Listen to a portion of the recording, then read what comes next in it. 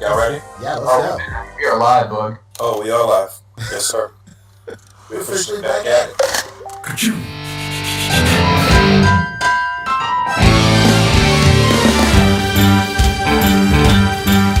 It's a rare condition, this day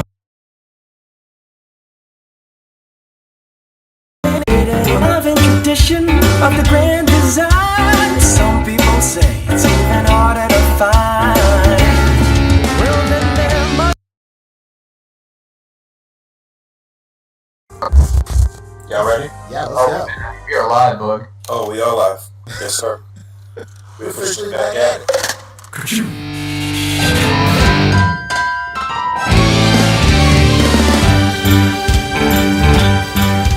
It's a rare condition, this day and age, to read any good news on a newspaper page. The loving condition of the grand design. Some people say it's even harder to find. Well, then there must be some magic clue inside this gentle world. 'Cause all I see is a tower of dreams. Real love bursts out every scene. Please don't buy. It's the bigger love of the family.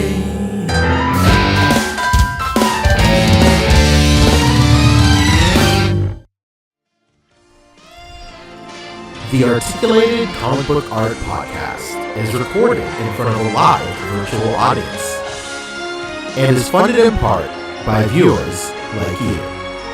Thank you.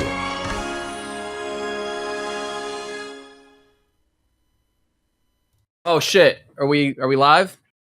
Yes, sir. Are we officially back at it? Yep.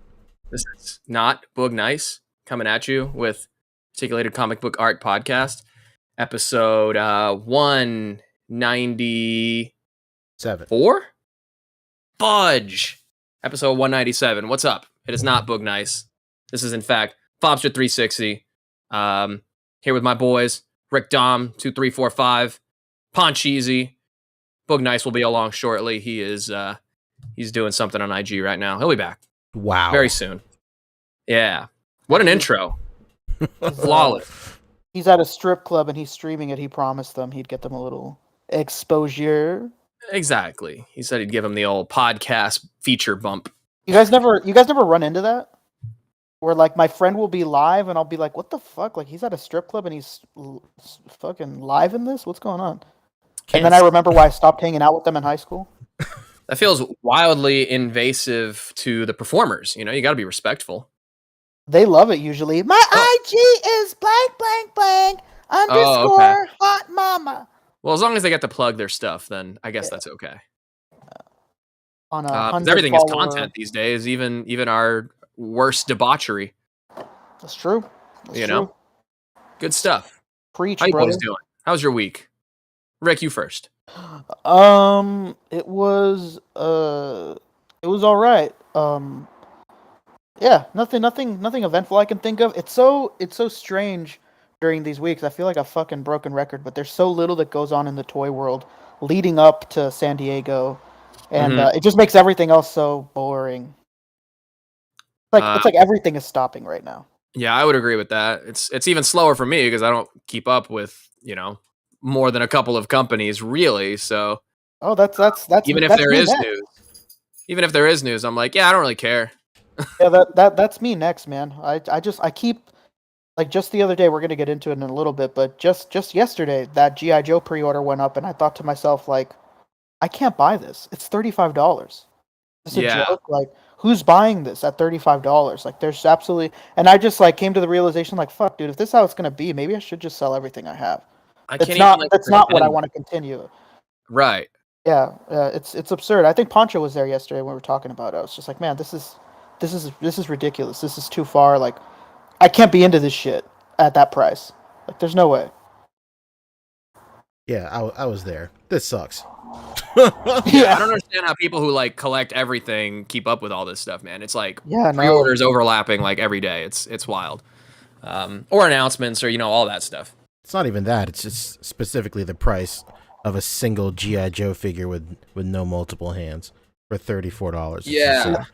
Yeah, and you know, I was saying that day, like we have SHF at Target at $29.99, and I mean those Naruto ones, those are going to show up at Target too, and those are all $29.99. Like, who's out here buying Joes at $35 a piece with no extra hands and like, yep, this is worth it? Yeah. Or Black Series at that price. Like, there's no way, man. This the state of the toy world is absurd. Well, I mean, as if I were the type of collector that I am now, and decided, no, I'm only going to do Hasbro. That's the only company I'm going to collect from. I would be destitute, because it all feeds itself, you know. Like, oh, these all go, the GI Joes go with the Power Rangers, which go with the Marvel Legends, which go with the Star Wars Black Series. So got to get them all. Yeah, no, and the worst part is that understandable. the releases are super frequent. Yeah. Yeah.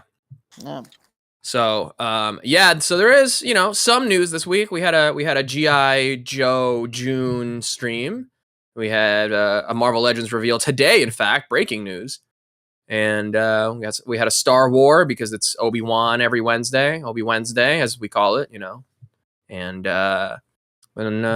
it's been quite a few things from Hasbro. But what else we got after that? Really nothing else. Like McFarlane did some shit, and then there's like a Pokemon reveal from Jazzwares, and that's literally it. There's not really much. Fun. Okay, we can get into that. How was your week though, Punch? It was fine. I was just busy at work all week. It's just, you know, late days. There's more stuff at that church, which is always just it sucks. But yeah, whenever this church stuff happens, that's just my life for like the next week or so. So that's what's happening now.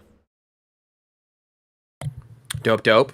I had a pretty normal week. I've been gearing up to drop some new content on my channel. Cut together a little announcement trailer. Return to Mezco Monday is coming soon. Starting next week, actually. So we'll do Very early nice. plugs, I guess. Yeah, I got my top 10. I finished it this week. I had my family in town over the weekend, and I finished it while they were in town, or I was like almost done with it, and then I finished it on like Monday, and I didn't want to just like drop it with no fanfare on Monday. I wanted to kind of make a thing of it. So that one's done. It's queued up to drop on Monday, and then the Monday after that, the old collection update ski is coming. I'll be working on that this whole week. Cleaning up, rearranging, dusting, a lot of fucking dusting. Whoa. Yeah, I mean, if it's going to be immortalized on camera, you can't have like a thin layer of frost on everybody's head. That is true. true. Right?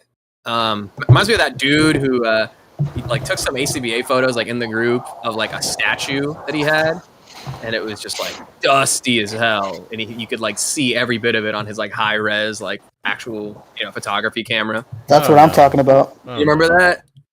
Yeah. Like, yo, bro, if you're gonna take a picture of it, why don't you just dust it first? There's like this like perfect little like halo of dust on top of it. It's pretty funny. And then I went grocery shopping yesterday. If you're friends with me on Instagram, like personal Instagram or Facebook, you'll see that I ran into Glenn Danzig of the Misfits. It was I did see pretty badass. Dude.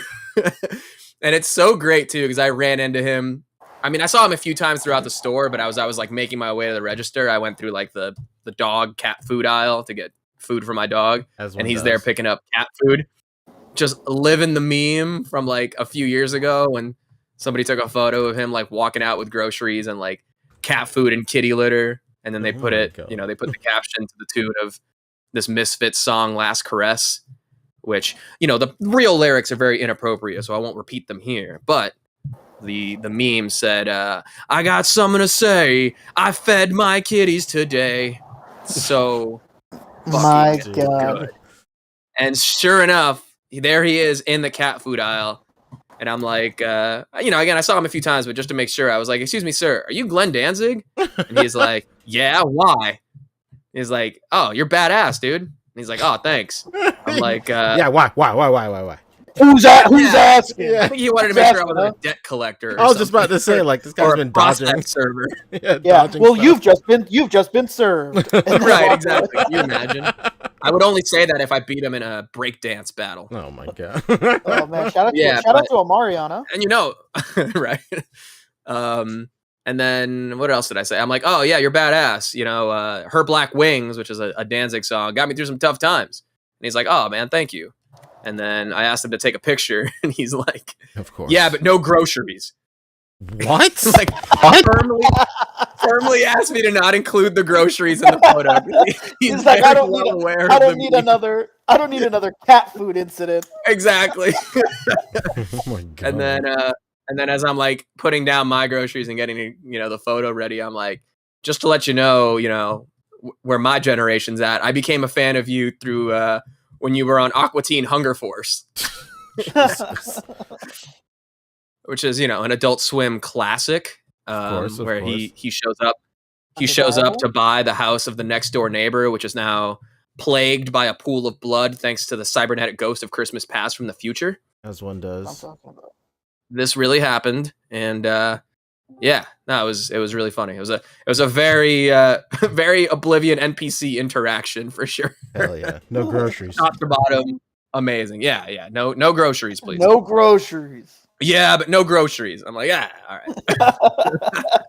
I got the cat food in the background at least. Yeah, it's okay. I don't want the picture anymore. Sorry. I was really in it for the groceries. Right.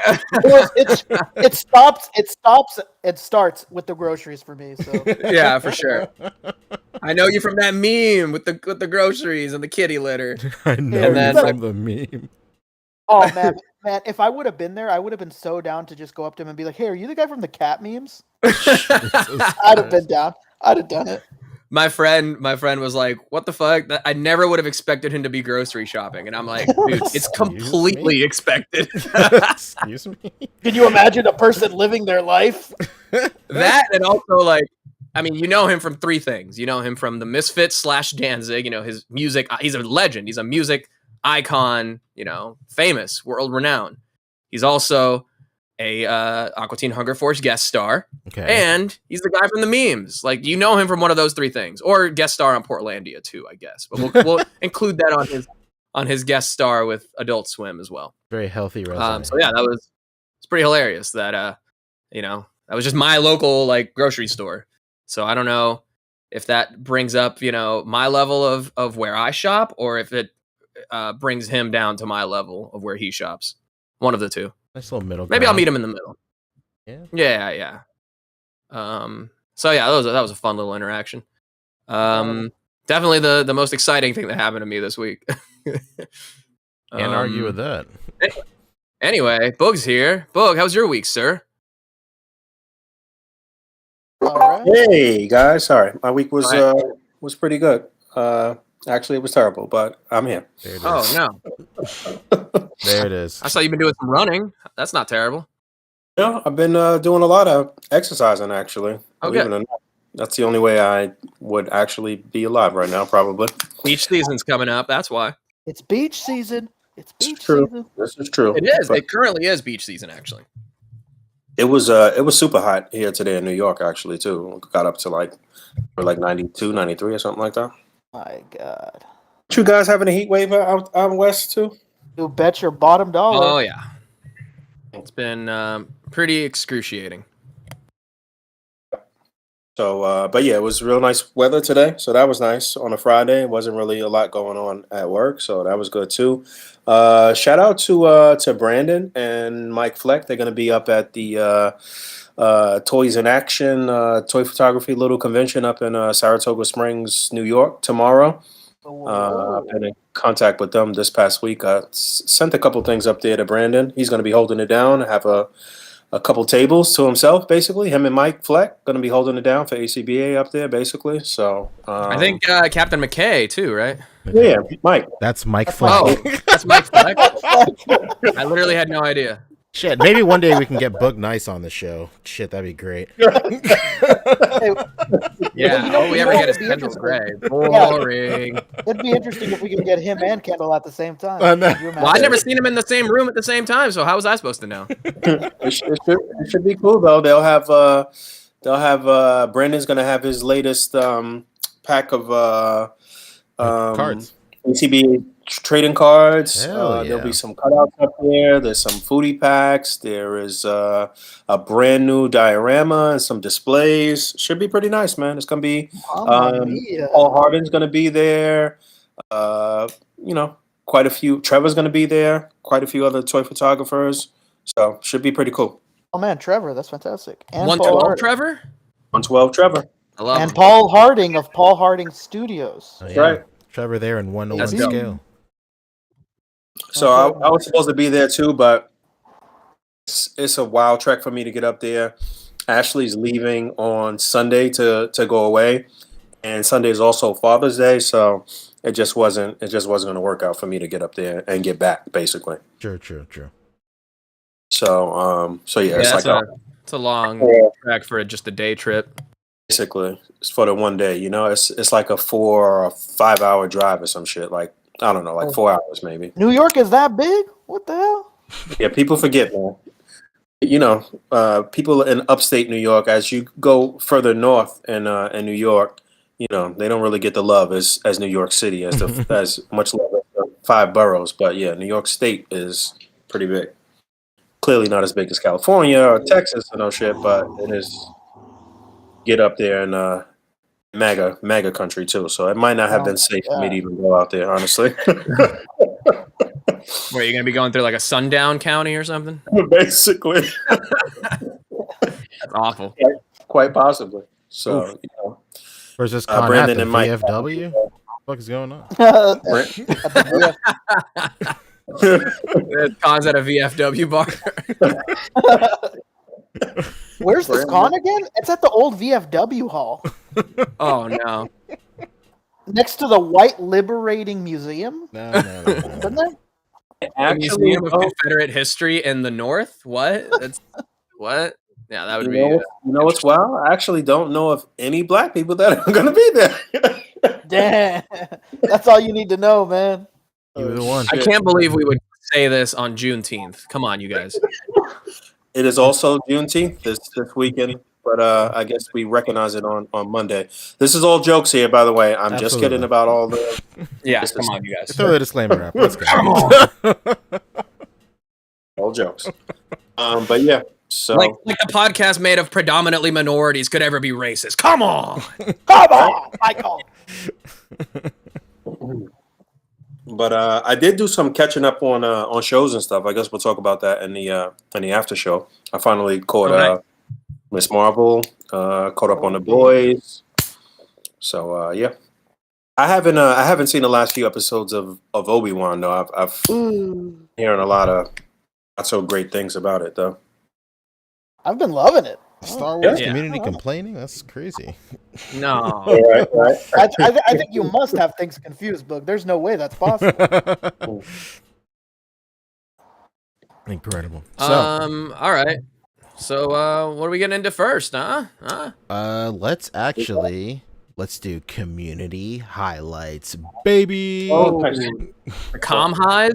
That's it. I'm I actually did take a lot of time this week to kind of, even though I don't have anything to present, but I did take a lot of time this week just kind of enjoying a lot of nice photos. So let's see if we're on the same page as some things that I might have picked if I picked some things. well, who knows? Maybe it may be a happy surprise, huh? Mhm. I only have I have 4 this week. I'm about to send them to you, Fabio. I can't wait. I have 4 this week. Like I said earlier, the week has been pretty hectic with work, but I did have some time to browse the board, and a couple of things popped out for me. I got a couple of picks for just great composure, great cutout work, all that stuff. So, hell yeah. So I just sent it. Whenever you Heck want to yes. pop up, All let's right. go. Screen share skis popping off right now. Careful. Uh-oh. Poke yourself. These pictures are so sharp. All right, first up is Glock Prime. just I really like this picture. It's just very nice, very subtle posing. We say it all the time on the show. Subtle posing is the key, the bread and butter, to get yourself into the groove of just high quality ACBA and displaying. Not only that, but his lighting is super on point too. Just everything about this was really, really good. Nice little setup in his for like his diorama and stuff. It's just all really good. I just really like this picture. Looks like he's staying up late to wait for Miles to come home. Be like, where have you been, young man? Oh, what the fuck? Well, back to the spider lair or wherever they hang out. He's about to give him a lecture. And where have you been? This is one of my favorites from this past week too. Yeah, this was really nice. Yeah, I love the lighting. The lighting is what really, really stuck out to me. It's just really, really great. I specifically like this lighting because, you can really tell that all the sunlight is coming in from those two windows. He didn't like overlight it. A lot of times, in some photos, people have like this incredibly bright light source coming in from the windows, but everything is very evenly lit. And, while the lighting itself is good, the light from those windows should be, casting a very dramatic shadow, or at least some subtle shadows. So that's why I really wanted to highlight this, just because the lighting was so on point. Really nice, warm colors, really conveying like that golden hour of videography and photography. The best time to shoot, basically. They're great. I loved it. Hell yeah! So big Perfect framing, perfect layering. Everything here is just so nice. Very, very nice. Very, very good. Big shout out to Galak Prime. With Yeah, this sick. Specific shout out. Specific shout out. I guess if there was like anything to critique here, because we're looking at it's such a good photo, you got to really scrape the bottom of the barrel here. Maybe you could have a little bit more contact, with the thighs onto the seat of the chair, because you can see, what would be the butt cheek is like kind of hanging off. You see the bottom of the pillow right here. Can we enhance? No, we cannot. Yeah, let's enhance that butt cheek. Enhance? Yeah. No. You what? Nope, that's worse. Nope, that's even worse. You'd have to open Cannot enhance. open the picture itself in a new tab, and then you can probably zoom in Okay, on it. let's do it. Enhance. There we go. Enhance. Enhance. Yeah, Enhance. for Yes. sure. When you really want to zoom in, get into the nitty gritty, yeah, you can definitely see that his the cheeks aren't necessarily touching the chair, but it is what it is. It's still a great photo. You can have a bony butt, It's fine. You know what he did though? I think he was aware of that, and that's why he kind of turned the chair on an angle a little bit. He sure. just angled Yeah, man to the left a little bit more. exactly. Good call. I also like this Crimson Dragon boombox in the background there. That's very cool. Very nice. Matches. Whoa. Yeah. Okay. All right. Next up. What up next? Hell Whoa. Hell yeah, dude. You know what's great? Simon always puts out such an incredible amount of work, and the quality is always so consistent that it's almost difficult not to feature him every week, but this definitely stood out for sure. This was so good. Mm-hmm. He did a couple of shots in this type of, I guess, session is what you want to call it. Like, never waste a good, display. Get a couple of shots out of it for sure.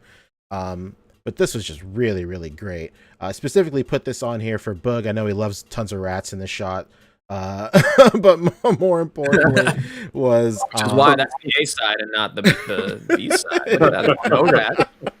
Here's the rats. That's The it. number one rat loving podcast. This one really spoke to me just because of the lighting. Again, the lighting in here is really, really great. You can do a lot of really good stuff with just long exposure and like a can of aerosol, or Simon famously uses spray deodorant, not aerosol. Whoa. Whoa, that is one Is it, favorite photo sesh. I wonder Yeah. if he uses the chocolate scented Axe body spray. I think Simon is like me with that aerosol stuff, I think he doesn't like it because it leaves a residue for one. But for me personally, it like fucks with my asthma or something. I don't know. I never feel right when I spray that shit. So yeah, famously he uses deodorant, which is really great. You got eczema? Yeah, this is really great. The colors are really great. It's just a really nice, like warm, like sepia tone for the whole photo. It's really good. Like if you don't want to go, Nosferatu is like famously always depicted in black and white, obviously, but it works really great here in sepia. It's very nice.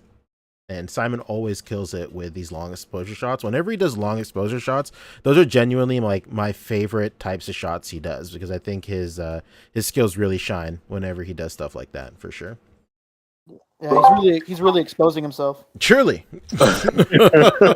You what? No more than his usual posts.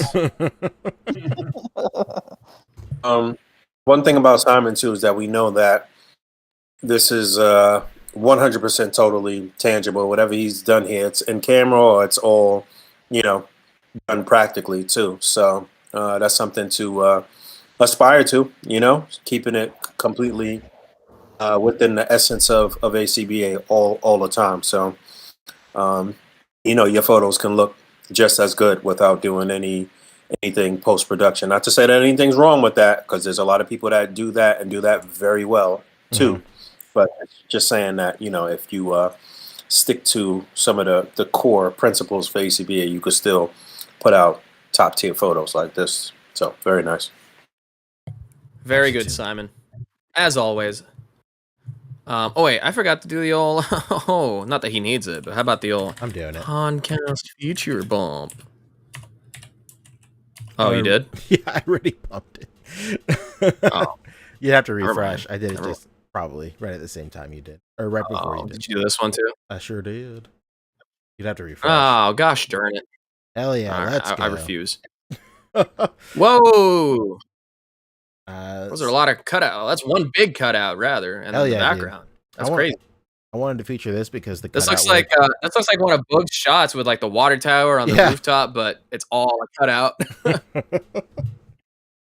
Yeah, man, that's great. This one was super good just because of the incredible cutout work, dude. Like, it's undeniable how nice and how clean this cutout work is. Not to mention that he matched the angle, and just everything about it is super, super great. Another person always operating within bounds as far as core principles of ACBA. Always 100% tangible too. This looks great. This made me kind of yearn for a new, updated, superior Spider-Man too. Yeah. We need that for sure. Yeah, same here. But this definitely stood out to me this past week as well. This was really nice. Good picks. Hell yeah, thank you. Yeah, this was great. I didn't even realize it was Sentry, but I'd seen it featured. This is really good.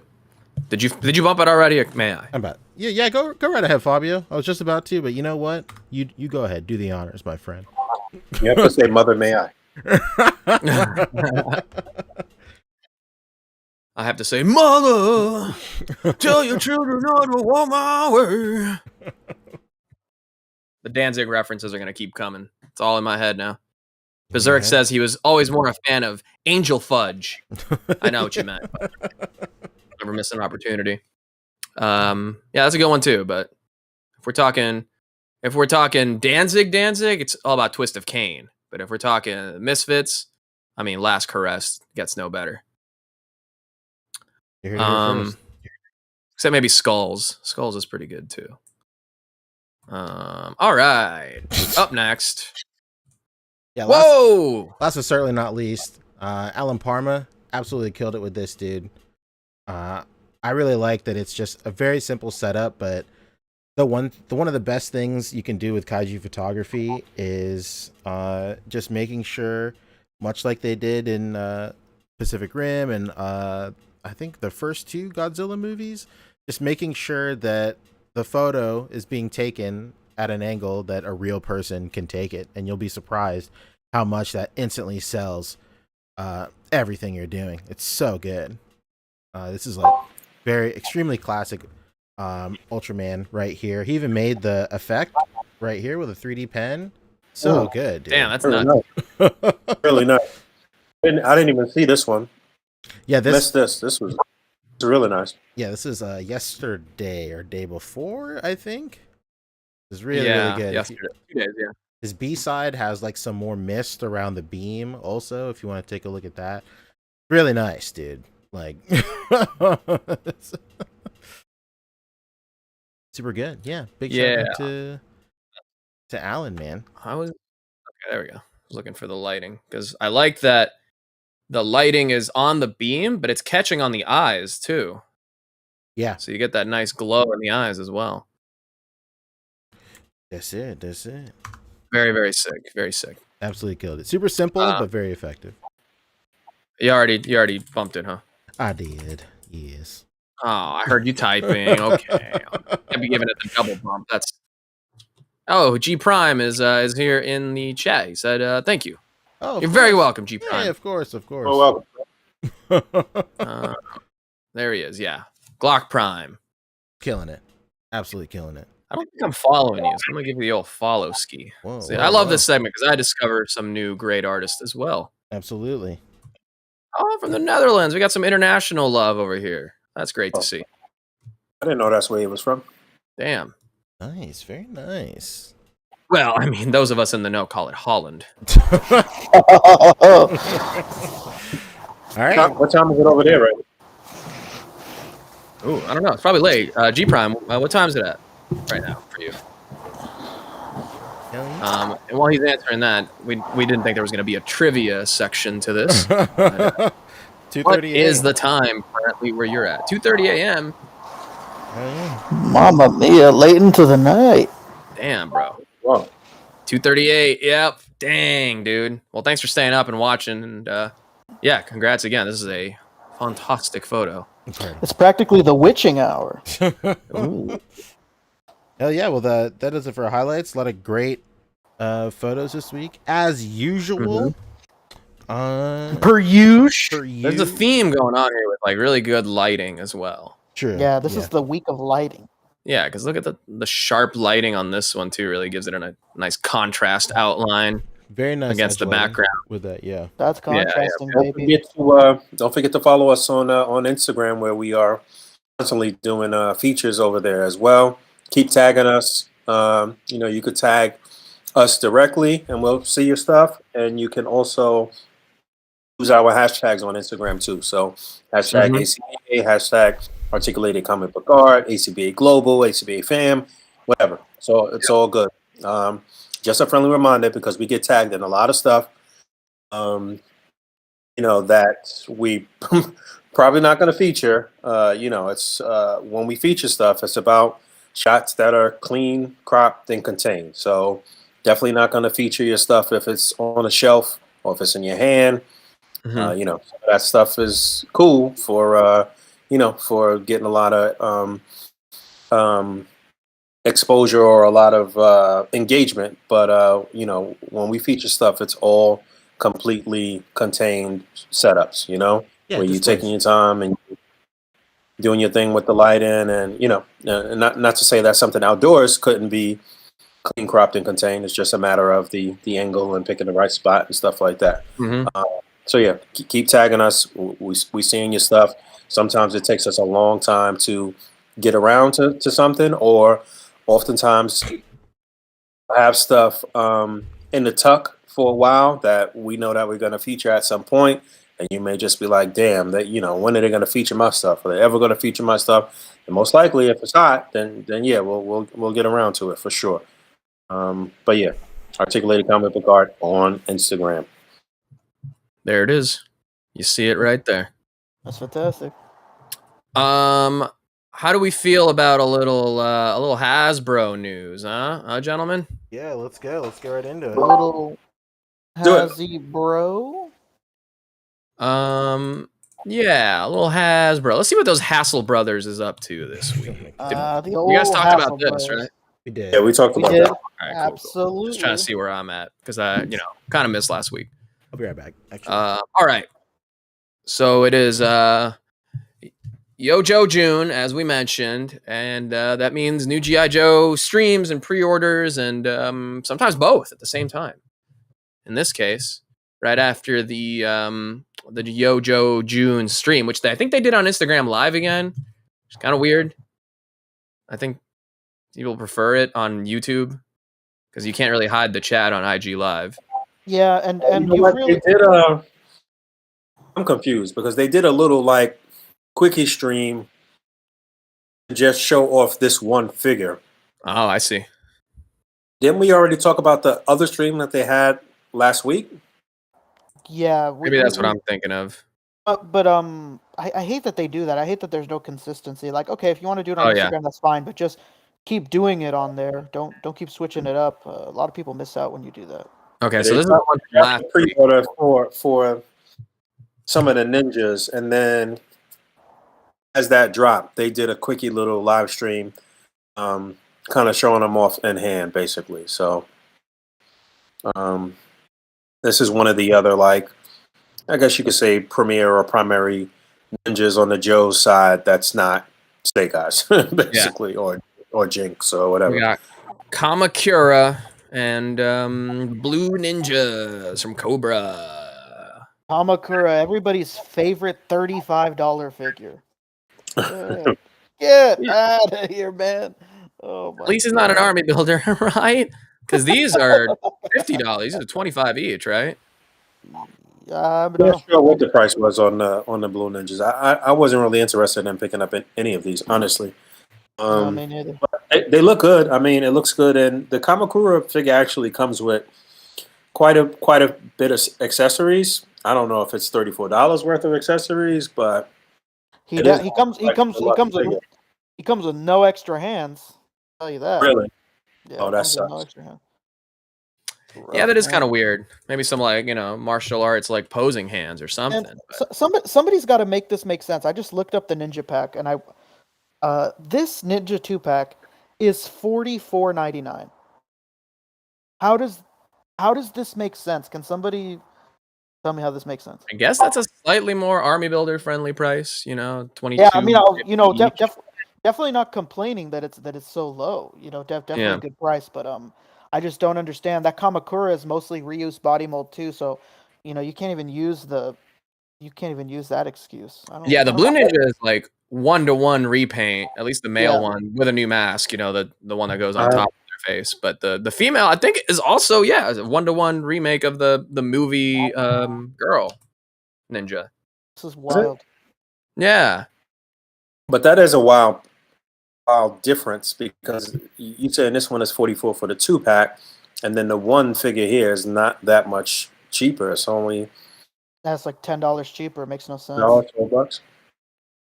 Yeah, I don't know what they're doing over there, man. Brian Merchant's saying that Kamakura comes with a bunch of weapons, extra head, hood options, so he's close to a deluxe. Yeah, like Rick mentioned, he is based on the Storm Shadow. Yeah, it's mostly Storm Shadow, but looks like new hands and new knees and new shins. $33.99 he is. I don't know. I look at the accessories that Kamakura comes with, and I look at the accessories that those ninjas come with, and I don't think that Kamakura comes with enough for me to be like, yeah, this is $35. How you got a ninja with no hands? What's going on? It looks like they're doing the closed up, no window packaging as well. Yeah, the move to. Well, yeah, that's across the board. Yeah, instead of- Yeah, Body but part, this is I think the first ones in GI Joe that are doing this, right? Might be. I'm not sure, but it might be. Yeah, I think you're right. I think it is the first. I'm echoing. I don't know what's going on. That's me. All right. So yeah, that was that. I feel like there was some other ninja. No. You know what? They also dropped the pre-order for Dusty the same day, but it's not up on their site for whatever reason. I don't know why. Oh, here's the stream that you were talking about, showing off everything. So let's take a look at the accessories for Kamakura. Just towards the end. This one comes with a good amount of accessories too, and technically you can put them across both figures and Obviously, none of these are really new, other than like the masks. But Yeah, you see, that's what I was getting at when somebody mentioned the accessories in the comments. Like, look at those accessories, and it's barely any more than the single pack figure. Makes no sense. yeah, Wait, did I miss talking about that ninja? Damn. Yeah. bit. Not We're only still not only talking about it. not only that, Pancho. While you were gone, we discovered that the 2-pack of ninjas that comes with more accessories, 2 figures, is $44, and that Kamakura is $35. Yeah, this one can crack with that price, dude. I love you, Hasbro, but Yeah. god damn, dude, what is going on? Yeah.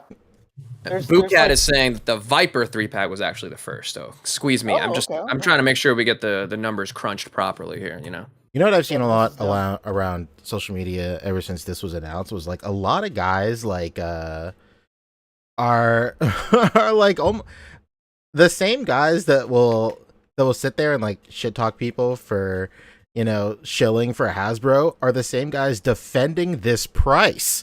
It's unbelievable. Yeah.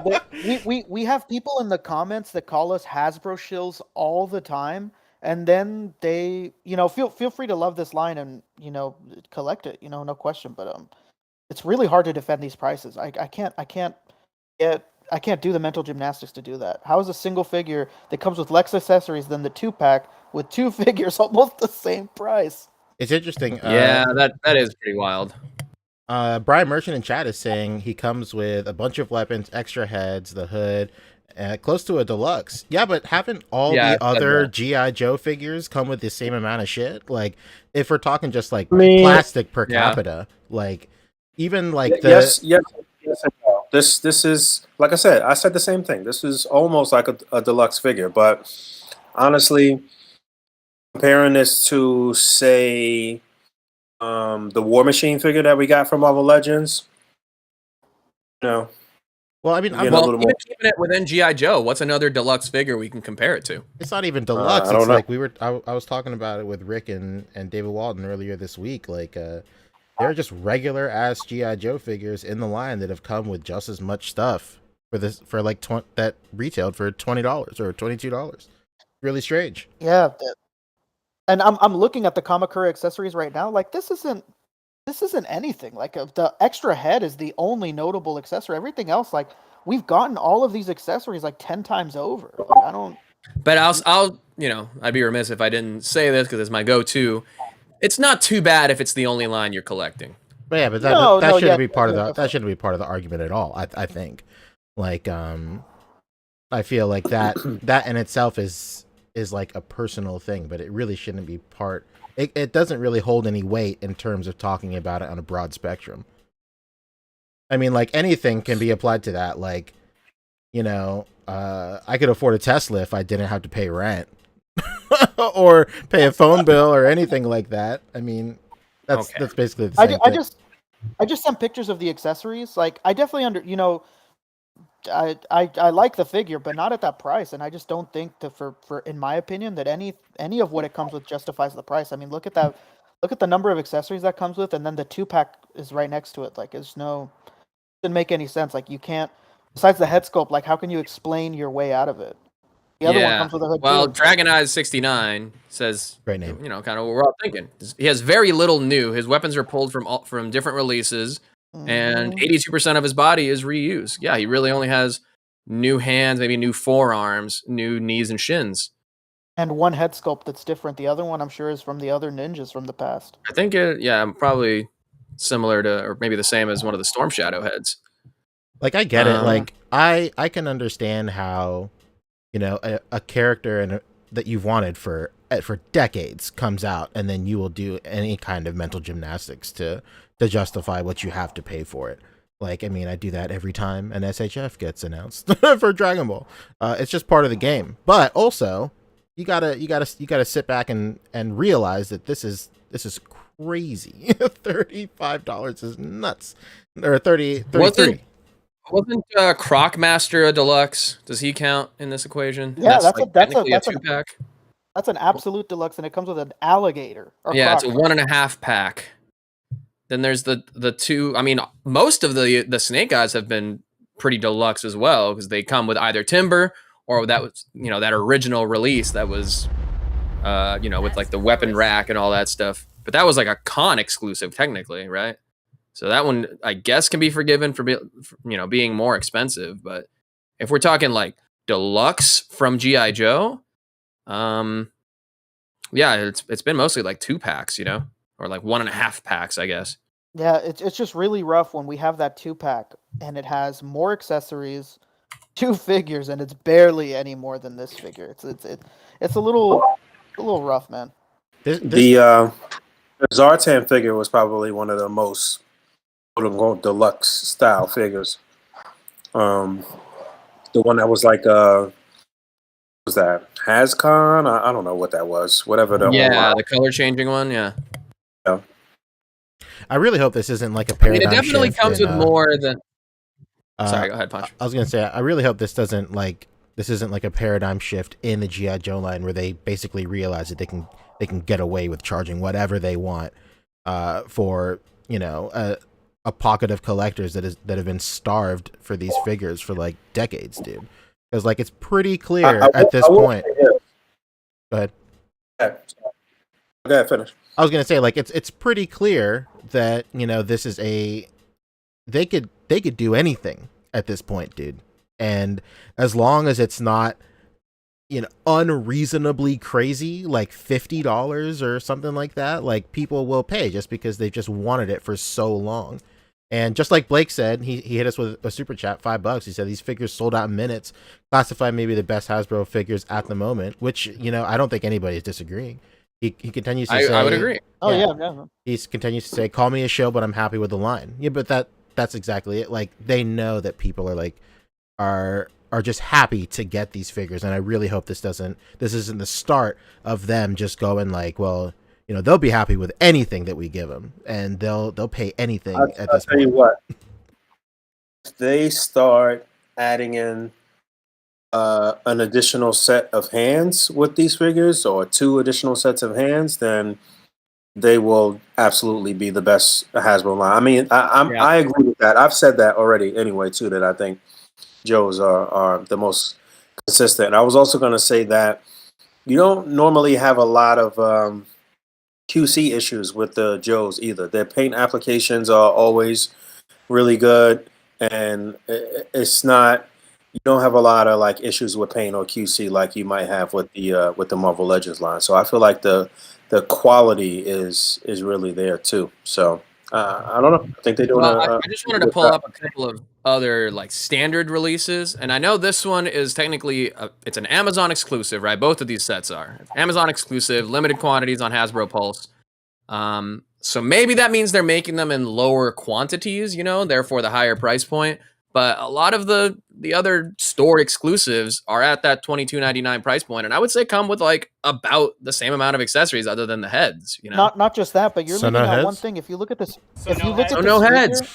If you look at this figure, almost all of its accessories are unique. Right. On top of the fact that it comes with almost as much as Kamakura, besides the extra head. Man, you just need some toques on that shirt. That way he's rocking that tigers and toques type of look. You know what I'm saying? Tigers and toques, I like it. Yeah, it's wild. yeah. When you compare them directly, like this guy is $22 and the other guy is $10 more, and it's virtually exactly the same, except for like the heads. But you could argue that the backpack is using just as much plastic as as like a head and a hood. But to go back to I think it's also the character that this is a character that fans. I think they're trying to lean into that shit too. I was gonna say to go back to what you said earlier, Boog. That's the first thing Rick and I said when this was announced. If this guy came with hands, that would have been fine. Yeah. Like it's so little. Like if he came with extra heads and then some hands, he's a ninja. Like he doesn't come with closed fists. That's crazy. And if we're talking strictly heads as the distinction, then what about a Cobra bat? Comes with an extra head. Not as many weapons per se, but True. This is an army builder too, so maybe that kind of excludes that as well. But I mean, it's not an outrageous number of accessories over the standard. So I don't know that's like $10 worth, Yeah, and like we said, most of them are reused except for the head. I'm sure the hood is old from that Storm Shadow, and so is the Ninja'd up head sculpt. Yeah. Like, don't get us wrong. I think we all are in agreement that this is the best line Hasbro has going now, but that doesn't justify that $35 price point. I want to just hear the justification is all, you know. Yeah, It's yeah, like, no, yeah. So where is that coming from? Like, I'll take it, you know, because at the end of the day, I want to pay for. I'm happy to pay more for a better product, you know. Yeah, quality. yeah. You know, Where is that cost coming from? yeah, Is all yeah. I'm curious That's the point that I made that one time that we had that big Hasbro stream, was that these prices, okay, you know, no problem. They go up, but nothing is going up with it. The quality is not going up with it. The amount of accessories isn't going up with it. The likeness is not getting any better. You know, so where is this money going? With a line like this where we can't even give them the excuse of having to pay a license. They own this outright. Yeah. They created this. So we can't even give them the excuse that we give everybody else, like, oh well, they have to pay Disney. They don't have to pay nobody for this. So Yeah. So looking at this Snake Eyes, 40. I mean, this is BBTS prices, so they might be a little bit higher, but you know, let's say 45. And how much was this dude again? 34, 35? yeah, like $35. So you get about the same number of weapons, you know, and accessories, and I guess, you know, the little pack-in has an extra head. So, and again, these are reused weapons as well, because we've gotten these on previous Snake Eyes. So, is Timber himself worth that extra $10 difference? Would this be a $34 figure without Timber? I guess they trying to say it's a 2-pack. I mean, Timber is a character. It's on brand for Hasbro. We are getting a Mojo World 4-pack, firmly 4 figures. Yeah, man, it's just wild. So I mean, yeah, it is just it's got, you know, just got us scratching our brains a little bit. That's all. But I also agree that it is 100% Hasbro's best line right now. Yeah, no question. I don't think anybody would be able to argue against it. Yeah, I just want this Timber. I want both Timbers. I want like a Wild Man Wolverine with 2 Timbers next to him. They're really, really good. Yeah. It's too bad that Dungeons and Dragons line didn't really go anywhere. They did like 1 figure, but it came with that really sweet like Black Panther. Yeah. Is that still up on? Well, it was never on BBTS actually. I don't think. I think it was a PulseCon exclusive like last year. I believe so. Yeah. Because Hasbro owns Wizards of the Coast now, so that's another thing where they could just make them without having to pay a licensing cost. Yeah, I wonder if they'd ever do Planeswalkers. That would be sick. That would be amazing. As someone who just got back into Magic, yeah, I would love to have some figures to display those with. Yeah, it was really funny. Just the other day, I found all of those Funko Magic the Gathering ones in a box in my storage, and I was just like, Jesus Christ! I closed the box back up, and I was like, leave this here. that Johnny is one of the ugliest effing lion sculpts I've ever seen in my life. Seriously, dude. It's so bad. I have the Jace, and I gave it to my roommate because he's a big blue deck kind of player. So, yeah, that would be cool if Hasbro gave us some more of those Planeswalkers, especially because all of that is like blending together now. And by the way, speaking of these like plastic saving, you know, measures, that's across Hasbro, like we were saying. So I'm starting to see all that in the new Magic the Gathering sets versus the ones that I used to get, you know, even a few years ago. And I'm like, oh, I see. You know, they're doing the same kind of like tissue paper wrapping for like the dice and just random stuff like in the packs now. And in the fat like, packs? where are those savings going? Not to us, the consumers. Certainly not. I know. Anyway, that's a lot. We spent some time on Joseph. Joseph, he's gonna be fine without us, whether we give him our business or not. Joseph, they're gonna. Joseph's gonna be doing just fine. I hope G.I. Mary's doing okay too. I also think it's important that we have these discussions, for sure. Yeah, for sure. I think it's pretty healthy. Yeah, you know, and not just that, but you know, that these cons are starting to come back. These brands are going to be there. Their employees are going to be there, and you know, the only way to make change or do anything besides speaking with your wallet is you could speak to their face and let them know, like, hey man, like these prices ain't it. You guys got to fix this. Wait, I guess that D&D set is still up on Pulse right now, but yeah, that is really not a good sign for that lineup. No. Is that sale still going on? Probably not, right? No. Rip. Oh, yeah, that's still ended for sure. That sale is getting crazy man. because a lot of guys aren't getting their shit, haven't gotten their shit yet. There's a lot of bet. guys in the ACBA Discord that haven't gotten their stuff yet, and they got an email saying that the sale was so successful that they'll need a little bit more time to ship their stuff out. I did see the screen grabs of that. That's which is so crazy. funny. I got my stuff, which is wild because I guess maybe I just ordered early. I mean, but I even I thought it was taking too long. Like I ordered on Classic fudge you. I got mine. Poncheesy strikes again. No. I got mine.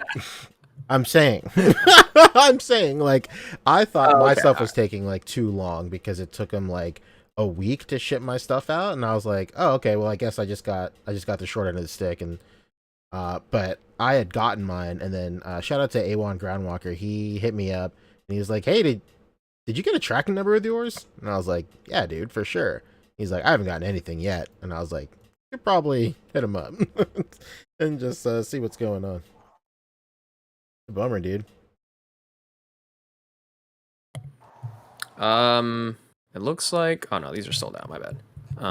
Yeah, I'll have to take a look because I am interested in that D&D set just for the Panther as well. But we had some Obi-Wan Wednesday reveals as well. Hey, remember Obi-Wan? Well, it airs on Wednesdays, and I remember him. along with that, Dude. Robert Juan. I just scored this Damn. sick Kermit figure when he's leaning against like a fucking Harley Davidson. I'm so stoked right now. Sorry. You have it in your hand? No, What are we talking? I follow this this person on Instagram that goes thrifting and does like Friday sales or whatever with their week hauls, and they just posted this sick Kermit leaning against a Harley Davidson. I'm so stoked. Anyway, continue. Star Wars. It's a figure, huh? Continue. Yeah, so we had a few reveals as a part of Obi-Wan Wednesday, along with some little videos to showcase them. Here's a vintage collection Obi-Wan Darth Vader from the Dark Times. Interesting. Okay. So this is 2 years of a pandemic Darth Vader. Oh no. Is what scale is this? Little guy? This Big is guy? vintage collection, 3 3/4 inch. Oh, let's go. Yeah. All right, so there's that. But the real story here is what's her name? Adina Varma as Tala. Oh yeah. Who I know as Luther's wife from the critically acclaimed BBC crime drama Luther with Idris Elba. Amazing show. Are you? And Go I'm ahead. pulling it up. Yeah. Yeah. So this came out. It's just a digital render, and everyone's like, "Okay, cool. It's her. It's the new officer. Female body for the Star Wars line." But Indira Varma, excuse me, had the best reaction to her own figure. I love it. I mean, what's wrong with the figure? I don't think it looks bad. Why are people saying it looks bad? It looks bad? Well, not just people. She's saying it looks bad. The reaction is funny. Explain this to me. Explain this interaction here, because I was at a loss here. Well, somebody tweeted the picture of the figures, and then she retweeted it and said, "Yikes." Yeah, Because it doesn't Oh, look that like was her. her that said yikes. Oh, that's the no. actress. Yeah, Yeah. it's Yeah, that's that the said actress. Oh no. I don't think it looks bad, but I mean, It doesn't look bad, and it's just a digital render. But like, You know what? there's nothing really distinctive about it. It's just her in the hat. it's kind of wild that this was one scene. Like, what the fuck? Like, Yeah, I mean, Yeah. to be fair, it's not that this looks bad; it's that it doesn't look like her at all. Yeah, it's just soft. It's just a person. It just looks like anyone. Like it looks this is- like the what's it called? Whatever the Hasbro scan your own face thing is going to be called, the selfie series. Selfie series. Yeah. That It looks never- just normal as I never- hell. Like there's I never came back, huh? she's a really No. pretty, I think, Middle Eastern or Southeast Asian, descent, and this just looks like just some woman. Like, Oh, it you- doesn't necessarily look like her. She's very exotic looking. Was her dad a GI? Was your dad a GI? Nani? Hey, it's still Joe June, so maybe. Incredible. I just thought it like the I think funniest thing. they needed a they needed one with without the hat. Hey, So that yeah, you they have should have. both look. Another they do a lot of swappable heads on Hasbro, or on Black Series. They should have sold her without the hat and then sold her again with the hat. Now with hat. Now Yeah, exactly. Or I mean, we already have like a male officer body, so this is good that we have a female one now too. But they could have just made this a multiple, like put extra heads, and it can just be any other officer as well. Definitely. It just she looks just normal as hell. It doesn't necessarily look like her, but the the reaction is 100% the best part here. Just Johnny Number Cinco with a direct quote from Indira here. Indira's the name of my aunt. Hell yeah. Rest in peace, baby. Oh, really? Yes, Indira. Nice. Indira auntie. Great name. Well, her memory lives on right here. That's true. The memory lives on in that sculpt. You know what I think? I think she saw another fellow South Asian actress speaking her mind. Shout out to Aman from Miss Marvel, and she said, "You know what? Me too." Oh yeah. Yeah, I guess I can talk some shit too. Whatever. That's funny. Incredible. Yeah, they could have easily done her in another look, and I'm sure we'll get another look for her eventually. But here's your female Imperial officer version of her. And gosh, they are so trying to sell this HasLab. What's it at right now? I'm gonna check. No, but this is yeah, rough. no, I'm gonna check.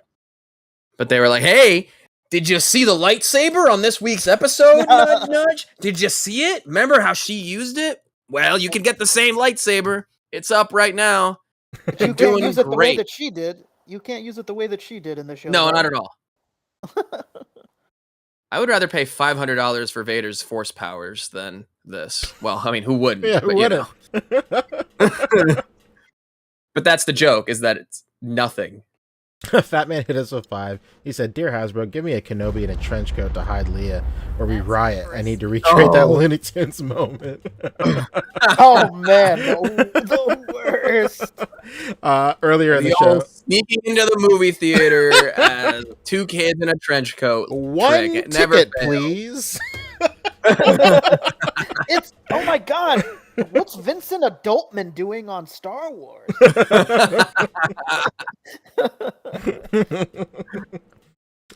Before I forget, earlier in the show, he hit us with 10 as well when we were talking about G.I. Joe. He said, "It could be worse. Could come with no accessories and be stuck with a weird grip hand." Cough, McFarlane, cough, cough. Yeah, True. It could always be worse. That's true. I mean, I feel like all the Joes at least need a fist hand so they can do the "Yo, Joe" kind of thing, Yeah, man. Yeah. They do.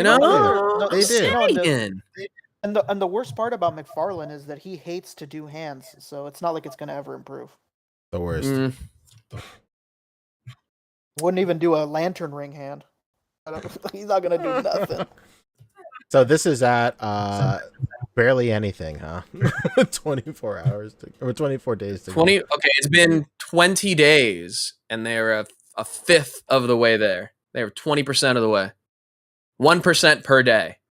Yeah, this is hard to defend. So by tracking that, they should get to 45%. 4,500. No, wait, math is terrible. They should have 2,800 backers by if it tracks like this by the end of these days. Hey, well. That's just enough.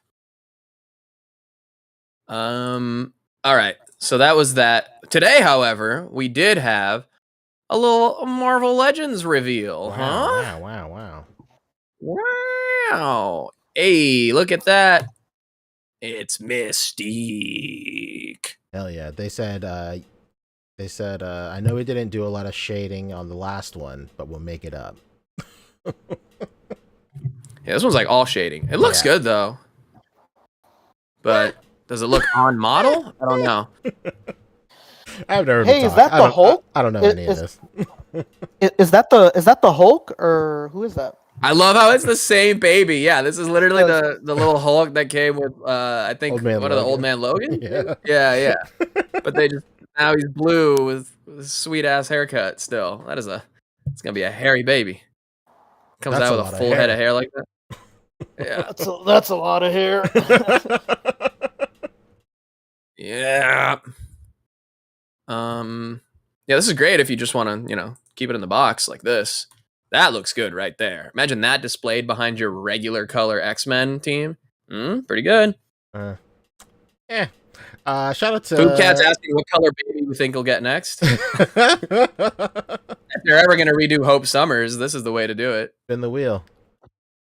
Ash Haji actually, he was setting these up in his display room, and he wanted to set them up next to his VHSs. Not even the same size as VHS tapes. What No, they're is not. going on? Yeah, I saw that. What is Yeah. going Yeah, on? I was talking to David Walton about this, man. We was both laughing at this reuse of the Baby Hulk. It's actually clever, but it's also kind of like bullshit too. But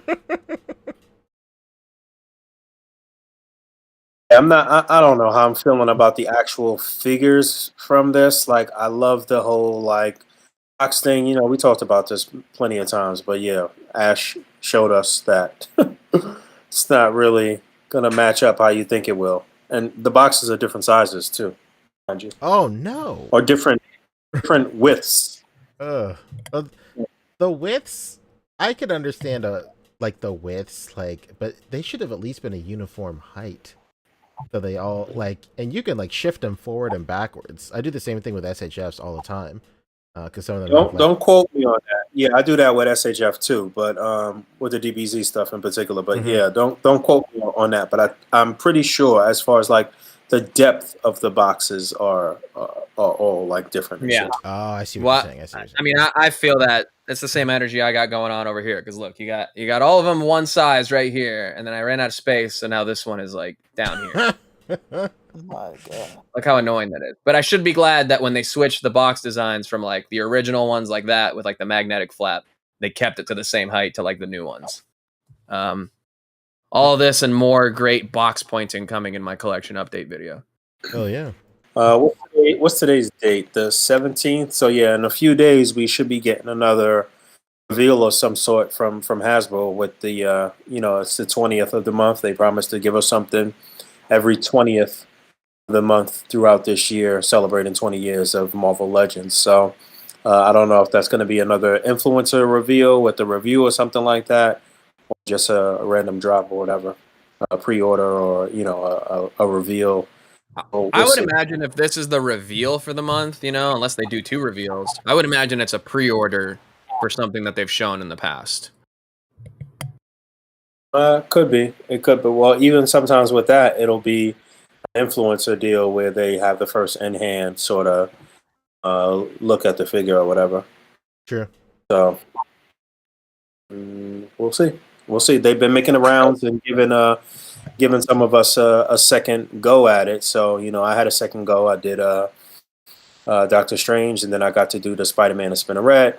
Russ got to do the sort of classic Spider-Man with the webbing under the arms for his second go.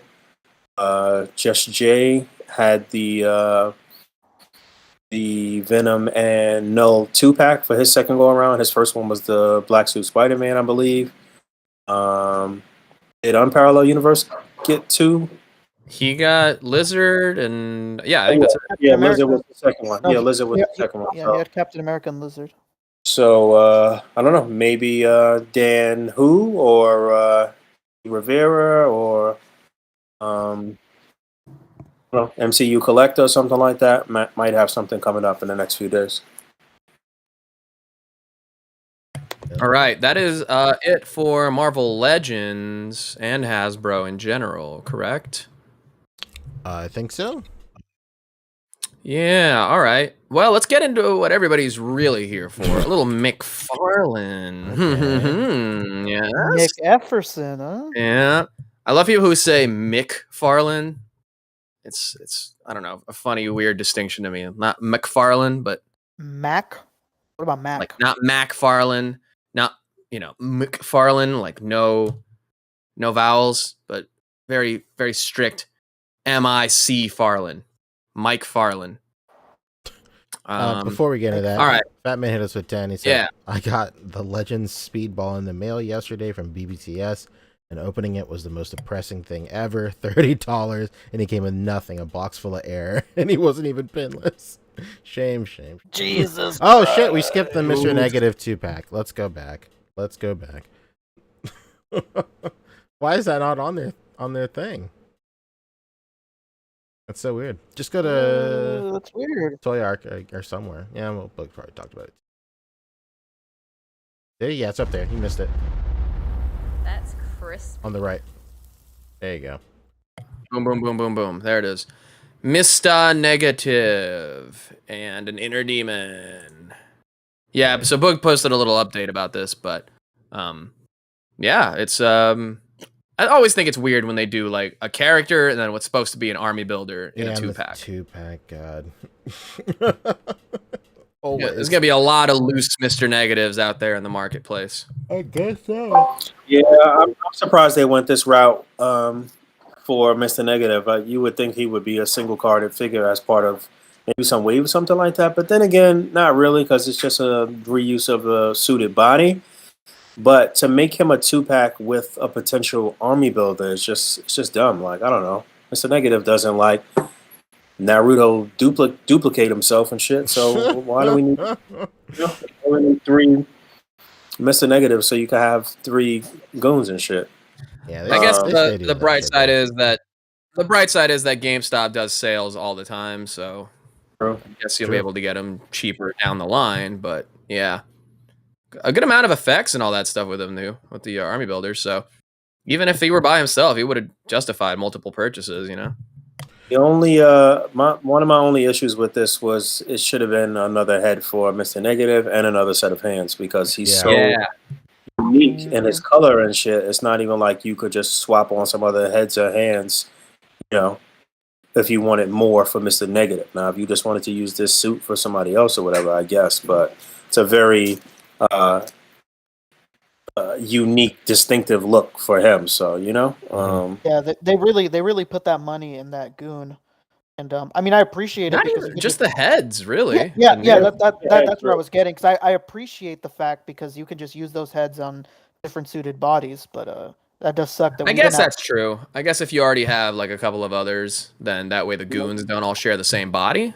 Yeah, exactly. Right, exactly. So that portion of it, I think is cool, and I think that's what they was probably thinking as well. Like, we put out a lot of suited bodies. You can make a goon out of any of the, whatever.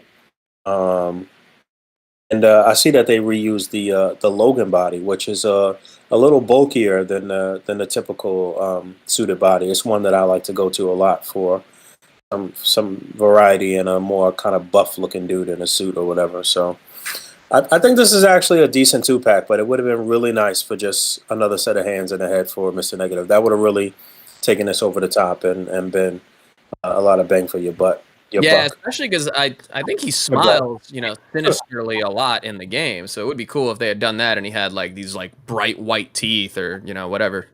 Yeah, I think at the very least he should have come with another set of hands. I don't think that's too much to ask for. For sure. I wouldn't be surprised if at some point he is another like updated single carded release somewhere. Somebody had pointed out too that the Mr. Negative in the game is pretty much identical to his look in the comic books too. So this is labeled as a GameStop sort of PS4 kind of thing or whatever, but it's still pretty comic accurate too. So it's good. Yeah, look right here. He's got this expressive, like angry, scowling face, and right. They do that shit a lot, don't they? With the box art, that's like more noticeable now that it's like all box art. It's like they do it on purpose. Like, hey, make sure that box art shows what they would want. Right. Not what they're gonna get. Darn. I just got to fill the holes in with my imagination, I guess. Yeah, fill those holes, man. I'm trying every day. All kinds of different things. But anyway. $49, I think. Yeah, 49. That sounds about right. Yep. My God. $50, $25 a figure, which is the average price that you're paying for Marvel Legend these days. So So yeah, no, it's in a box set, but you don't really get a break, which never makes sense for me. With Yeah. Yeah, you know what? That's where GI Joe's got these guys beat. I guess That so. 44 price, looking really good. That's true. And an army builder too, technically the $44 set. Yeah, absolutely. With But with many more accessories than this pack. but this is a good amount of accessories for Legends, though, to be fair. Yeah. Not to dog them like that, because I really do like that they added in those extra goon head sculpts, so you could just pretty much you realistically you only need 2 of these packs, and you could have you have 6 goons. Yeah. All right then. The only thing that would suck, I guess, last thought is the Logan peg the same size as the regular suited body peg? Would these fit on one of the other bodies of this stature right here? Yeah, no, you're fine. Swapping out as far as that goes. Yeah. Okay, Sure. all right. Just checking. Welcome back, Rick. Yeah, it's just that sometimes your videos they don't load for me sometimes, so I have to leave and come back. Welcome back. All right, let's get into. You're just in time, Rick, because it's time for McFarlane. Mackie Farce. Oh, good one, because it is a bit of a joke. Not really. This is Future State Batman. I think this is the second version of him. They've already done a version, right? Did they? Dark Detective and next Batman. Maybe these are the ones they showed off a little while back. They've done so many Batman, it's hard to keep up. I know. Well, this is the Lucas Fox Batman, if I remember correctly, right here. And then this is basically Nightmare Batman, but in the comics with exposed ears. That's kind of strange. Yeah, I mean, he could have everything else protected, but not the ears. This looks dumb as hell. Hawk photos. Somebody say McFarlane. Let's look to the sides. Oh, Jesus. When we're talking Mezco, we look to the skies, but when we're talking McFarlane, we look to the sides. Good one, Pop. The Bastard. What's up, dude? All right, so these are available now at select retailers. Link in bio. There they are. Bio. Cool. 2 Batmans in a row. Imagine that. But what about Manga Spawn Mega Fig with a signed Todd McFarlane nameplate? He must have ended up with a few extras after the Kickstarter. Oh, yeah. I'd imagine he was like, shit, I signed 1,000 extra. What do we do? Put him in a Mega Fig. You know what needs a signature? A manga version of fucking Spawn. A Mega Fig size one, too. This looks like a child's toy. Well, could you believe it is? Yeah. The color is weird. It's just really weird. It is an interesting design. It's a Mega Fig, though, so it's going to be a big chonker. Big dude. Big old dude. So it is technically supposed to be like a, like a Gundam or something? I don't know. Yeah, I'm assuming that's what they're going for.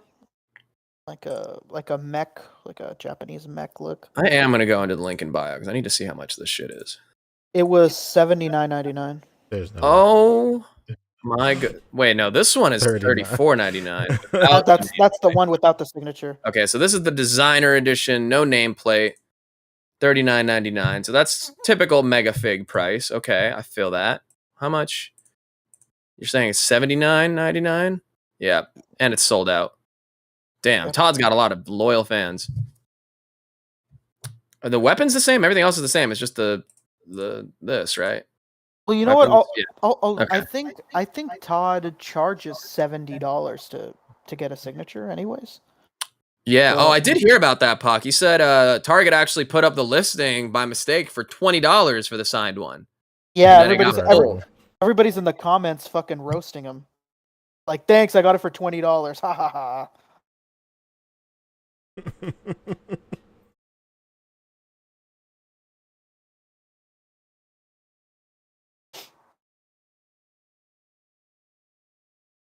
All right. All right. Let's move Oh, on. no, I- This My bad. guy's just I was- shopping on What are we air. doing? No, I was muted there for a sec. I was reading Lago Fig's comment where he said, Oh my god! "It looks like it comes with your McFarlane Happy Meal." Yeah, Basically. man. There is a distinct lack of paint detail on there for sure. yeah, man. This just looks like a fucking like a child's toy. 100%. Would you believe it is? Oh, okay. Oh yeah, they're doing the other Catwoman now too. Hello, season 1 Catwoman, non little Julie Newmar action. Hey. Look at that whole pelvic joint. I hate it. Wow, It's so ugly. that only moves forward and back. It's That's like I'm a broken record, man, but I don't understand. This guy hates the way joints break up the sculpt of a figure, but he chooses to break it up in the ugliest way imaginable. Why? Yeah, Because he Yeah, hates us. Yeah. That's Yeah. damn true. this is starting to feel purposeful. All right, That's right. what about oh, I missed this because here's Toddy talking about the manga Spawn. I'm sure he's got a lot of great stuff. Very, very insightful comments about it. Oh, there's a drawing. Dude, He's got a pause this drawing shit of him. immediately. Look how much paint is missing off it. Like, what the fuck? Yeah, what is going on? What? This looks nothing. I said, hey, what's going on, dude? If there's one figure he shouldn't have skimped out on the paint, it's this. Yeah, and like we've said before, he saves money. There's no licensing cost with this. True. Why wouldn't Wait, this be what and he look how does cool well? the cape is on there. It's like a bunch of like strips, and here it's just a tattered sheet of cloth. Hey, that's soft goods, though. That's soft goods, though. It is. It's not soft goods. It is a soft good. Oh, it's just just the one. one. Just the one Singular, soft good. singular It's soft one- good. My toilet paper has more layers than this. True. Damn. That looks like felt. We got a 1-ply situation over here. Felt is at least 2 plies usually. I mean, that's the hope. That's the hope. That is the hope.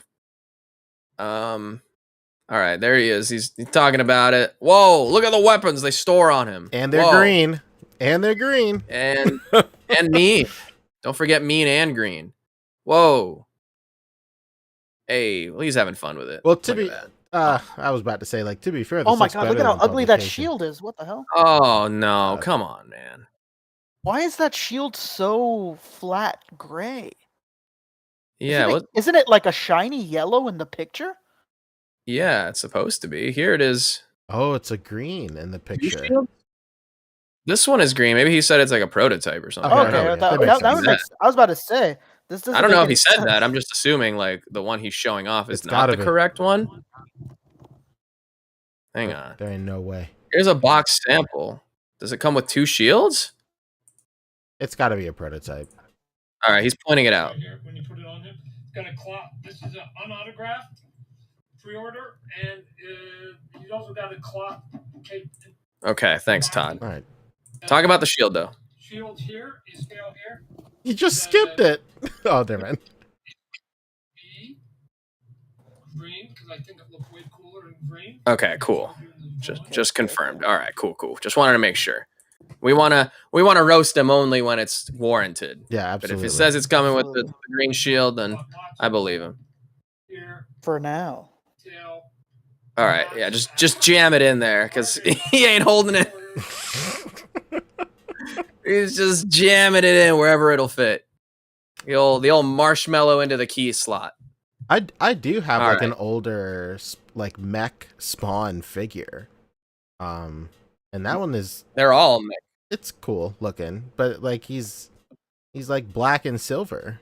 I don't know why this guy is whatever. I don't know. I'm not a Spawn guy, so my Well- opinion is valueless here. Well, you're a DC guy, specifically versions of Batman, and he's got you covered there, Ponch. Okay. How about James Woods Batman? How about him? Owlman. Oh. There he is. Owlman. The sculpt is nice here. He's Not get it twisted. the third figure in this Starro Build-A-Figure wave. Oh, That is- This actually looks pretty nice. yes. It does look pretty nice. yeah. Yeah, Looks I'm fine. I'm just waiting for this whole thing to be done so that I could just buy it on sale on his website. Yeah, absolutely. You can get both of them in stores right now. Like, those Ultraman's not going anywhere. Superwoman just dropped. Yep. By the time they're this at my comes out, store. I'm sure those will still be on shelves.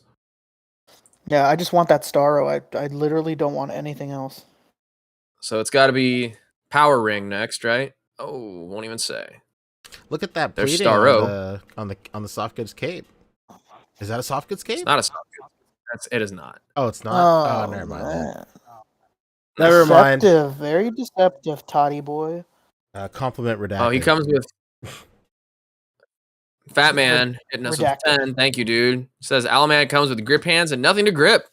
Please ditch the staff. That's Give us the other hands and accessories. Like, come on, man. Nope. Big Smurf Spawn gets everything. I just don't get it. It's odd. Yeah. Big Smurf Spawn. Papa Smurf Spawn. Thank you, Fat Man. But yeah, I don't. I take that back. It doesn't look that great. That was just a good. That was just a good shot. The shot was good. Yeah. Yes. Damn. Yeah, you're confusing good photography for good product.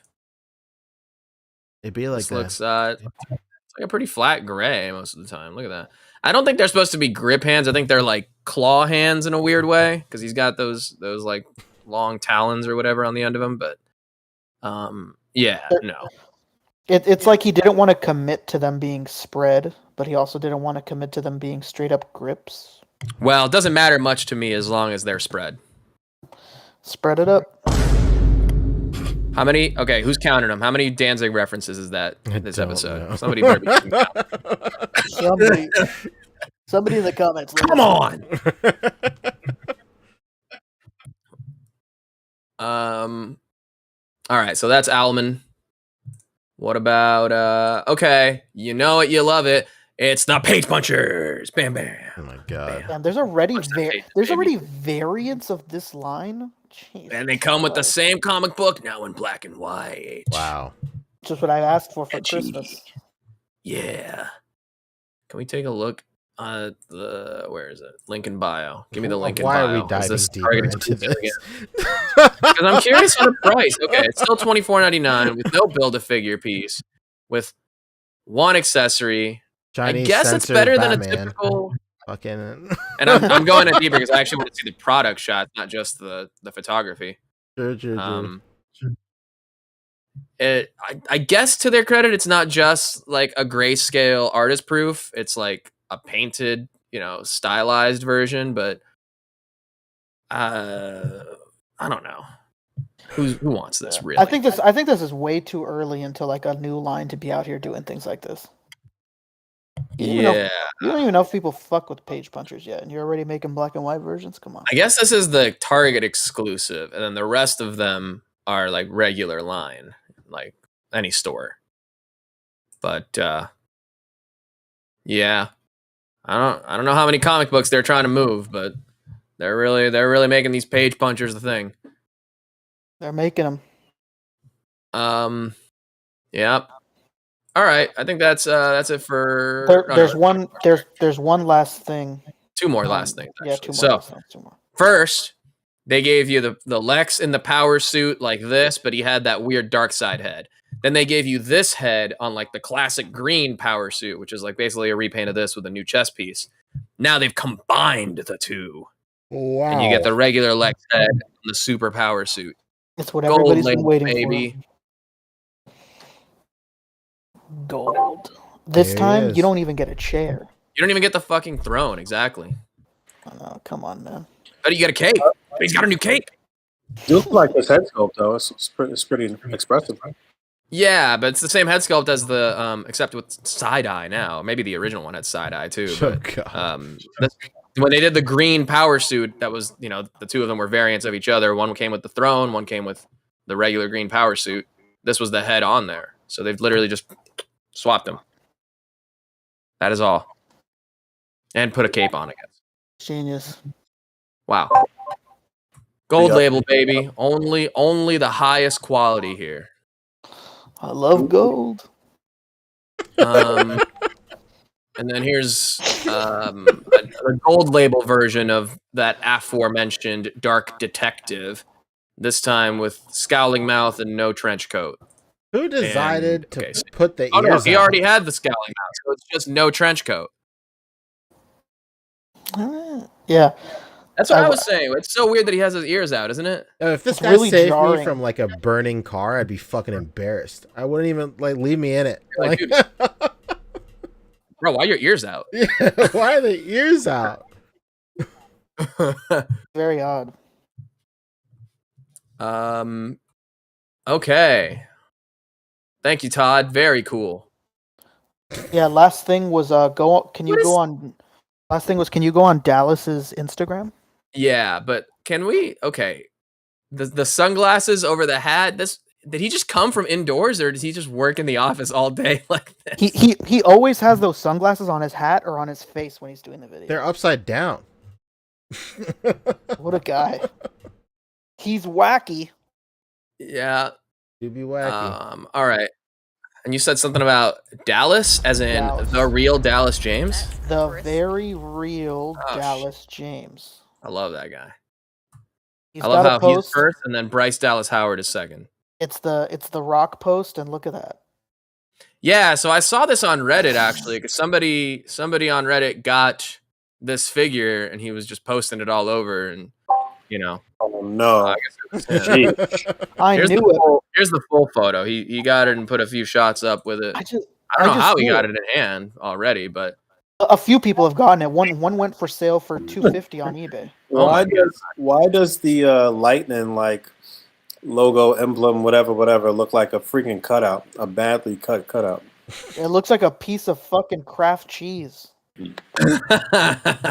I just knew it. I knew it when I was praising him that week. I said, this is not gonna be how it looks. It's too good. I guess we were proven wrong as far as the hands and the boots being like black, and then it's like, okay, here we go. The gold label's coming, and it's gonna have the proper gold boots and belt and hands or gauntlets or whatever. And now this one does have them the correct color, but the rest of it is man. it's again just the photography doing all the wonders. Well, no, it's not is even what we just really the got. photography. It's like it's like clearly it's different. Like if you go back, like the painting on the lightning bolt is way different than we got. This has like more like better white that border. highlights. The trim is in gold instead of black.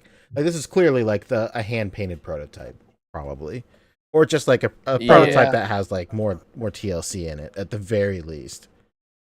This shit looks like a bootleg. I mean, that Headsculpt alone. Yeah, that's exactly what it looks like. It looks, God, it's just that one on the left looks so good. That rock sculpt is so good, but Jesus, man, that finished product looks terrible. It looks like my thumb. On this guy's profile, the side profile he has a picture of him facing off against somebody else. That doesn't look too bad. I mean, the sculpt is there. It's definitely not that. Oh, it's against the Mezco. Hell yeah, there it is. I mean, Jesus. the sculpt is there. It's just the painting is terrible. Just glob this shit on, huh? They're Look at globbing these it. huge seam marks on him too. Jesus, look at the. Oh, It's the flashing. Oh God. yeah, the flashing right here. Look at this. Which is a completely different superhero. I'm glad that I tempered my expectations all those weeks ago. I was like, oh man, yeah, I'll buy this if it looks like that. I guess I'm not buying this. Yeah, I mean, it literally looks like a slab of what was that challenge they were doing a few years ago? We throw a craft single onto a baby's face. Yeah, Or or that the on cat's torso. face. Oh yeah, they did it. They cut it into a lightning bolt and did that with this figure. They're like, oh, can you throw this lightning bolt cheese onto this dude's chest? Terrible. Yeah, Very terrible. not into it. I'm afraid. The rock head sculpt is pretty good though. Oh well.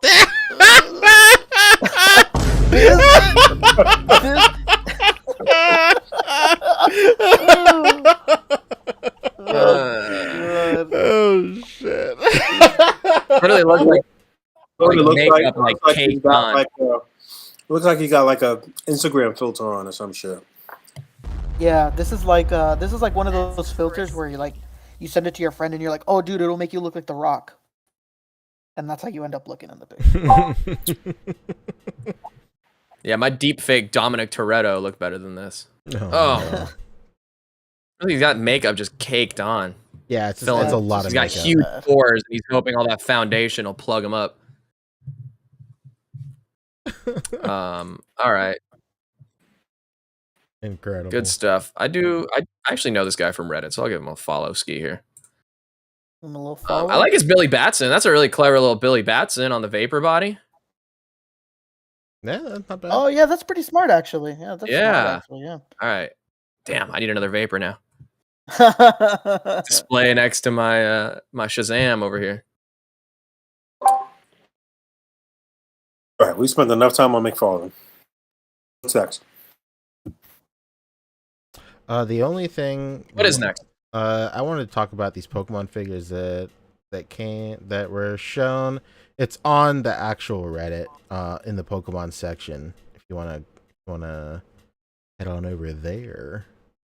Can you send me a link? Nobody knows Steve, if Reddit. possible? Nobody knows Reddit like Fabio. r/Pokemon? Not Reddit, the Discord. I'm sorry. It's on the Pokemon section of the ACBA Discord. Sorry. I just Join can't- our Discord. Yeah, join the Discord. I love how it's called Pokemons. Yeah. Show you my Pokemons. Pokemon They showed House. off an Electabuzz and the Magmar that's coming out.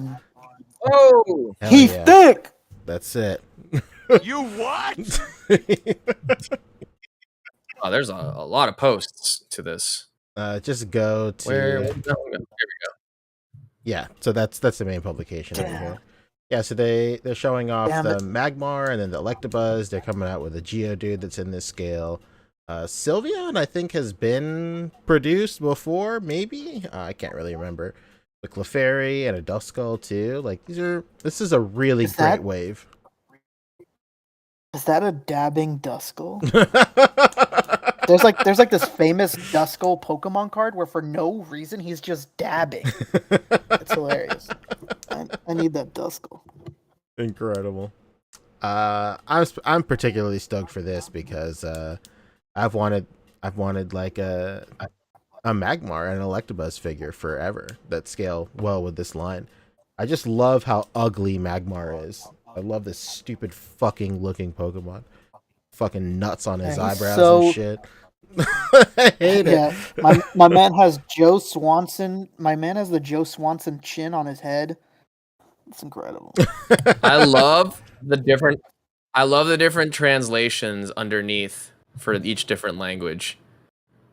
That's it, yeah. Geodude in, I believe, DE, which is Deutschland, which is German. Kleinstein. Incredible. Kleinstein, that's my boy. Kleinstein. That's so cool. Magmar, I mean, that's just universal. But Electabuzz, Electek. Electek is, I think, its original name too. That's even cooler than Electabuzz. They changed a lot of Pokemon names when they translated over to English. It's really interesting. I'm sure. I'm really surprised that these were the ones that were chosen. I love it though. I love it. Okay. I had one little bit of miscellaneous here. Oh, let's go. Pokemon related? I wish it were, but unfortunately, it is He-Man. Oh yeah. That's the Mondo one. This shit looks So crazy. Mondo, aside from this, also got bought by Funko. No, They did. no. They're did. now owned by the Popo Funk company. Very cool. There he But here is a Mondo 24-hour exclusive He-Man in like a classic style. They've done like their own versions of He-Man in the past, Mm-hmm. but this is like a more classic toy homage type of version. I'm trying to find the actual, like, I think it was Trevor might have posted about it. I don't remember. But yeah, this is like a, more based on like the classic toy, not like their own interpretation of it. So you get like the classic power harness and like a classic looking sword, and you get the furry loincloth and boots. And then you get a battle armor that you can, put on him as well. Or you could do the laser light He-Man, whatever he's called. So you have Everybody like, loves a furry. exactly, especially loincloths with that flap on the back for easy He's access. flapping. He's flapping. Easy flapping. And then the the H or whatever can interchange to do like a battle damage version, like the old like play feature for Battle Armor He-Man and stuff. And then I just saw a post that Mayshelf worked on this figure, but he only sculpted the hair. Whoa. Straight up just the hair. Specific. Somebody, you know what that means? That means somebody was at Mondo, sculpted his face, and he's like, "Fuck, can't do the hair. Call him up." I know a guy. I know a guy. Do they Picks not up the red phone. I know it's not up for sale yet, but here we go. All right, that's what I was looking for. The full photo. So this is the original release of their Mondo He-Man. Right there he is. So he's, a little stylized, a little of their own creation. That hair looks a little lacking for sure, and they realized that right away because look, Mayshelf out here killing the hair sculpt. More classic looking version. Look, you can interchange the H's. That's fun. Ooh, what about a little laser power? No, Thunder Punch accessories. There we go. Thunder Punch He-Man accessories. All right, that's what I was looking for. The full accessory spread. You even get the classic, like, old school toy head, which is just hilarious. So toy head. So no head. So toy head. Look at that. Wow, even the bracelets or whatever interchange as well, so you can make it more like the OG toy. This is Mondo, so this is 1/6 scale, right? That's Correct. crispy. But this is one of those things where I say, like, yo, if you're like a He-Man collector in 2022, why the hell would you buy Origins or to a certain extent even Revelations? I get the scale comes into play here, but come on. I would rather have one amazing He-Man like this in 1/6 scale than a bunch that look like the ones from the 80s. Yeah, and the nice thing is too that I really doubt that they would make anyone else except for maybe Skeletor. So you're not going to be like in deep into this line like you can with some other things. They've done a few characters from, this line, but if they're like, original style. I hear that, brother.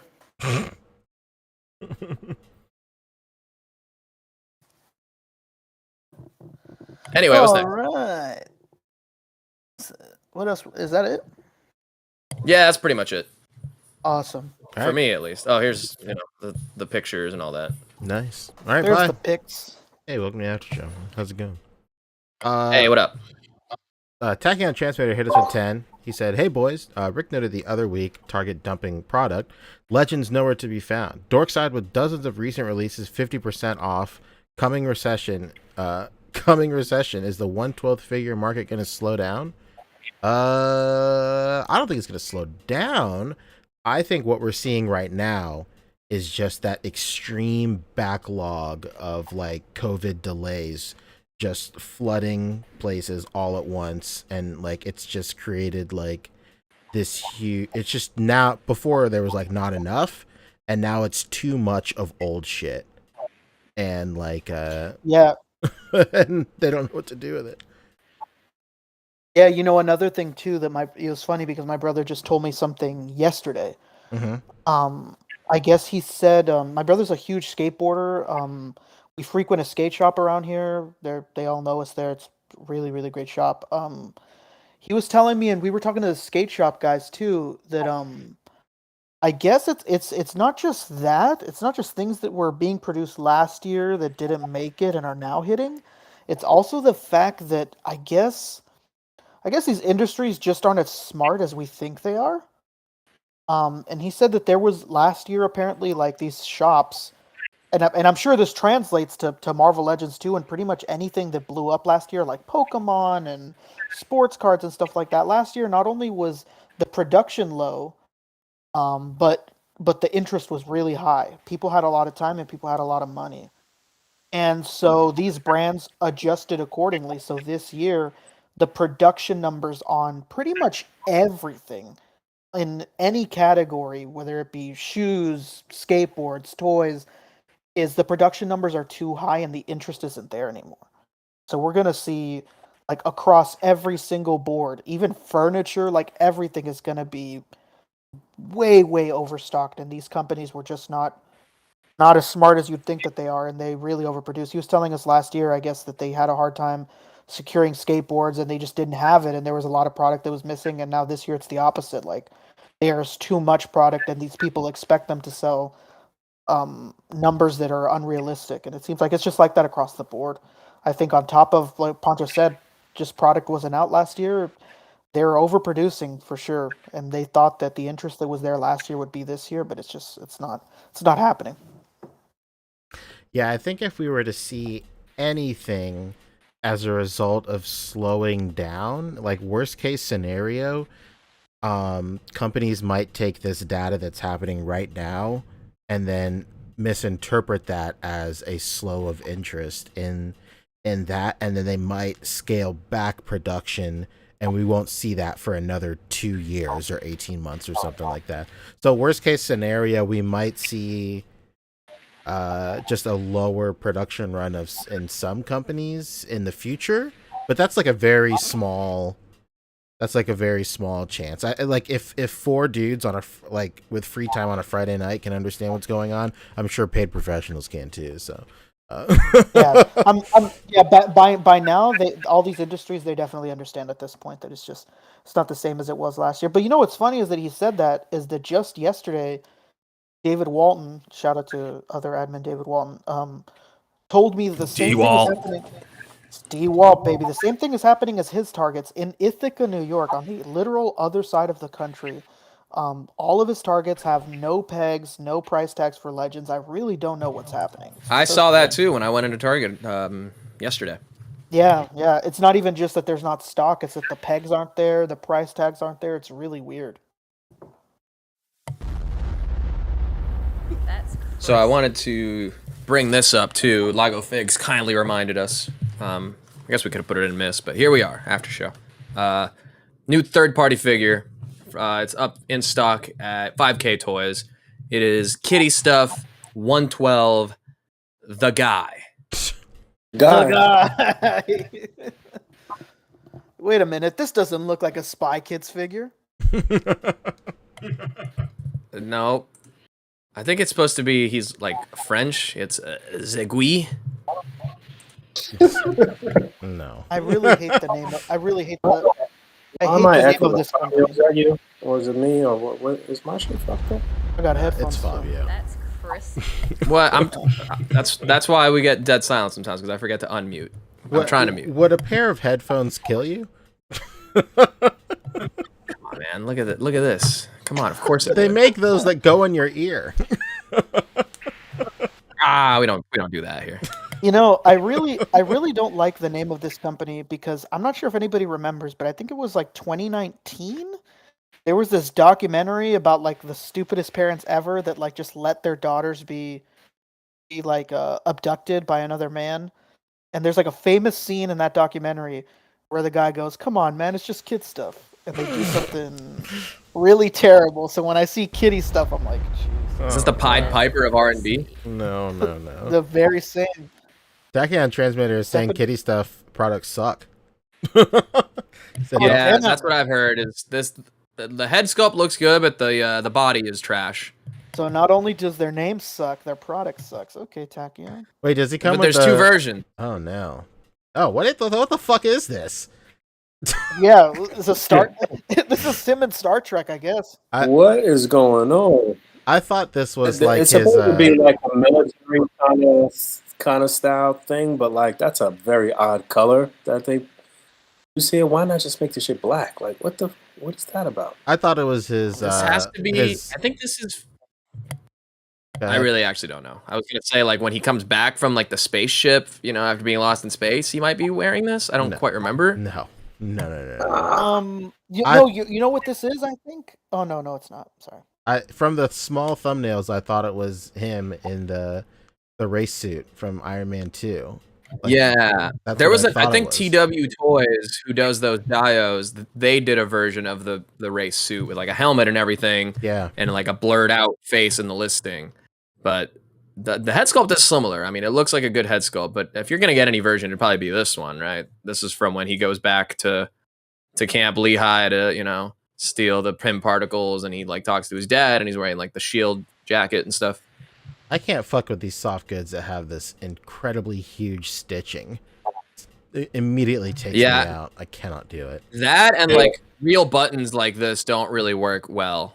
It really depends on the design, but this right here, like, no, this could be like a vinyl thing that gets printed on. True. If it was like a P-code or something, maybe it could warrant those big ass buttons. Go ahead, Rick. Sorry. Yeah, I was about to say. Even then, if it's not a P code, it's so funny they said that. If it's not a P code, nobody's gonna say boo if there's no fucking buttons. Nobody's gonna be like, hey man, what? How was he supposed to close this up? There's no buttons. Yeah. The Rorschach got away with it because it's, you know, like a big trench coat. It's supposed to have big buttons like that. But That was the 80s, whatever. I've seen people who have already like taken this apart just to like put a new body on it because the body is like pretty trash. That's terrible. What's this price on it? $70 for this version. 65 for the blue version here. Dude, this shit sucks. I would never pay $65 for this. Dude, what the fuck? And if the head sculpt alone, head sculpts like this alone are usually like $40, $30 to $40. So yeah. You know what's funny is that I'm paying for an extra body to replace it anyway. You know.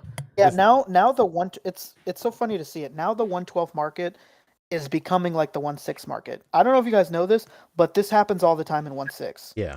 It'll be a company that purposely doesn't give a shit about their bodies and their shit, and the clothes is usually like plain and garbage, but the head sculpt will be really nice. Like it'll be a guy with a white shirt and blue jeans, but it'll be like the greatest Arnold head sculpt you've ever seen. and it's like, oh, okay, so you're purposely just selling me the head sculpt and throwing away this like fucking Happy Meal body with it. Where's this company out of? Probably China. But this ships from 5K Toys, which is USA stock. So I've ordered from them a couple times, and they're like right here in LA, so I get their stuff like immediately. Makes me think of some studios a little bit because they had some really terrible bodies too. Yeah, that's probably where all those bodies went. Oh boy, you can't do head swaps, by the way. Tachyon says the way the neck works, it sucks. Oh my god. Okay, so they're just dumb. All right, so throw this in the garbage. Yeah, and speaking of really garbage, disappointing 112 soft goods stuff, Lago had some pictures. I sent them in the chat earlier this week, but the Revenger. Oof. Remember the Revenger? Yo. Ooh. Oh no. Fuck, that looks bad. Fuck. Damn. This looks like one of those things that some guy posts in a toy group, and everyone is nice about it. Like, wow, this looks good. Then there's that one guy that my first custom. Let me know what you guys think.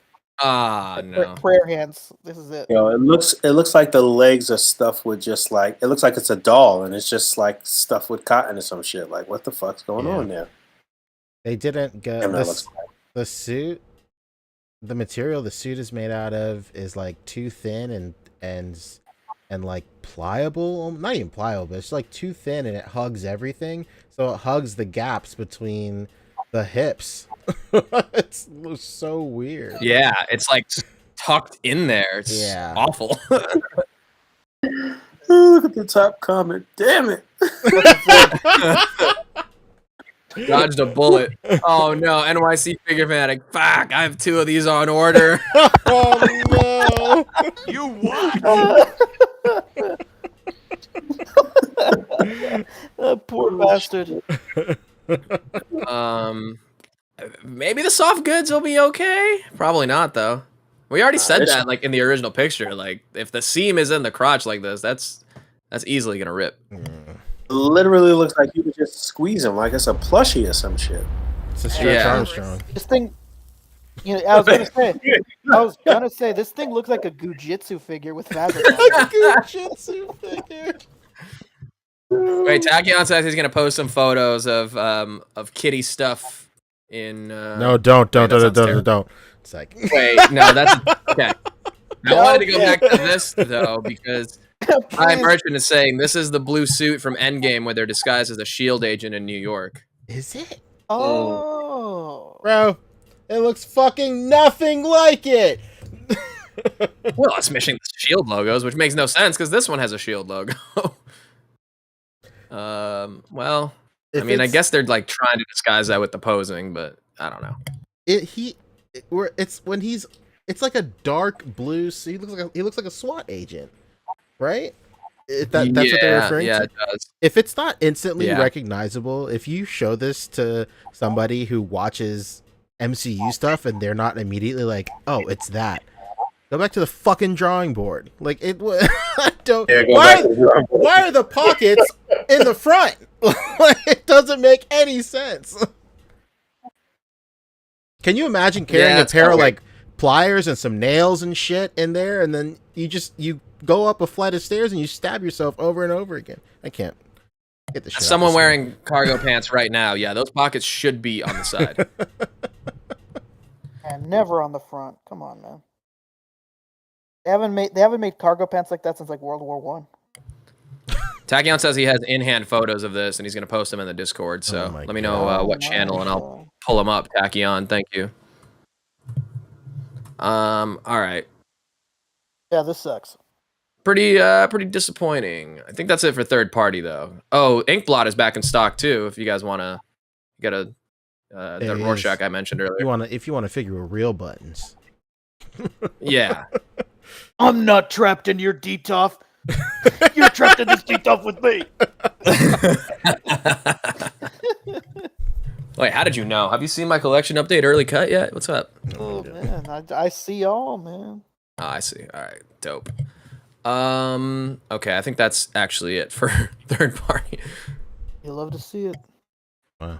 All right, cool. See people are starting to get the Butcher figure. Did any of you guys order that? I ordered it, but I let it go. No, I hear great things though, and it looks really good. It looks good. It looks good, but I let it go. Yeah, I don't know that I want to commit to buying the whole team, which is what I would want to do if I bought those two. So right, me too. That's what I was thinking. I was just like, you know what? Yeah, like, am I gonna spend that much money? Like, I'd rather not.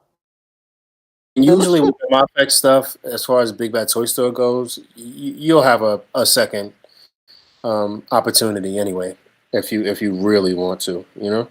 Oh yeah. I guess one more thing when we're talking 5K toys. Do not get this Spider-Man, also on a trash body. Ooh, that looks bad right there.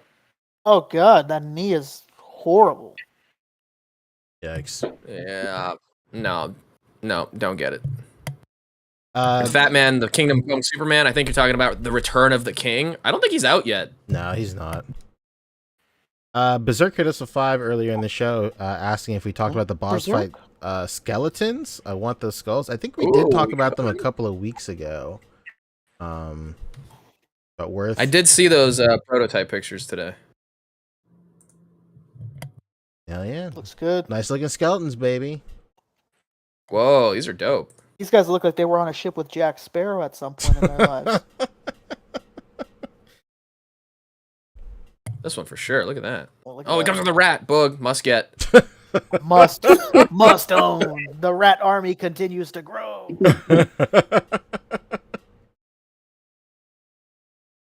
Hell yeah, these This look is good. Boss Fight Studio. So these are 3/4 inch, yes? These are 112. Oh, it's 112. Oh wow, okay. We got the Pirate Skeleton, the Barbarian Skeleton, the Gladiator Skeleton, and the Grim Spectre Skeleton. Wow. Somehow that one looks the worst. It really does. Too spooky. Shit myself. Yeah, shit myself. Sorry. Yeah, that is like my new fucking favorite thing to say. I say that all the time now. Shit myself. Sorry. If you want to head over to the... Oh, go ahead. No, that was all. I just wanted to see the price of these real quick. After that, head over to Instamashi's Instagram. Fatman let us know through Super Chat that Figure Arts revealed the SHF Kamen Rider Black. So... Oh, yeah. Fuck yeah. So these are $30 each, which is, about on brand for their 6-inch scale stuff. You know, they normally do 3 3/4 inch scale stuff. So they've kind of ventured into the 112 scale 6-inch stuff. Are these guys still considered like indie indie guys or like Yeah. Okay. If that's the case, They then have, a few licensed things like the Strawberry Shortcake, I guess, that they do, and the Saurozoic Warriors, which we talked about last week, I think. I think Yeah, so it's them. it's kind of They're wild. designer figures, it's a small Yeah. indie company. It's kind of wild to see that And these dinosaur figures are $30 and then the skeleton figures are the same price, but they're like considerably less figure. Yeah. There's and a lot more reuse. No meat on the bones there. That's true. Skeletons are, the dinosaurs are all meat on those bones. True. I wonder if reverse. There's no meat on those bones. I wonder if all these little accessory things are interchangeable between skeleton bodies. Like if you can just take everything off and you just have a regular ass. I was about to ask that. Yeah, I was about to ask that. Because, the boots and stuff look like they're pretty fixed on there. I mean, some of these have, feet, but some of these have boots, I'm curious if you can at least take the armor off and then you can just put it on like non-skeletons. Yeah, I would think if you get the barbarian and the gladiator, you could take, even if the boots are like stuck to the shins, maybe you could kind of make a regular skeleton. Maybe I don't know. How are those shin guards staying on? It's a fucking skeleton. Anyway, whatever. Right. I'm not here to break down. Batman dude saying he pre-ordered that Return of the King. Please don't let it be poop. Now I'm seriously concerned. No, I think Return of the King will be okay. That's going to be made or maked or braked by the soft goods, because the body we know for sure is the V-Toys body, which is like one of the better ones out there for sure. Yes. Honestly, if these don't break down and you can't like get them to a kind of generic skeleton look or whatever, then they kind of drop the ball, because that should have been the most basic option, is just the skeleton for $20 basically. Yeah, for sure. Especially because I have a set of the Storm collectible skeletons, and like by this concept, I can just put any like armor or boots or whatever on those skeletons and get the same effect. Mm-hmm. Very true. Right, let's check out the Kamen Rider Black. Yeah, the Instant Mashi. Instant Mashi. Okay, there we go. In the middle, right there. This one. Here we go. Oh yeah. Whoa. Speaking of spooky. Shit myself. Kamen Rider, the Black. Yeah, this looks great, dude. Coincidentally, I was watching a bunch of Kamen Rider videos earlier today. They're showing more of the figure. Can you click through that? No, that's it. Oh, there's two. Sorry. Oh, no, there's that's two. right there. Yeah.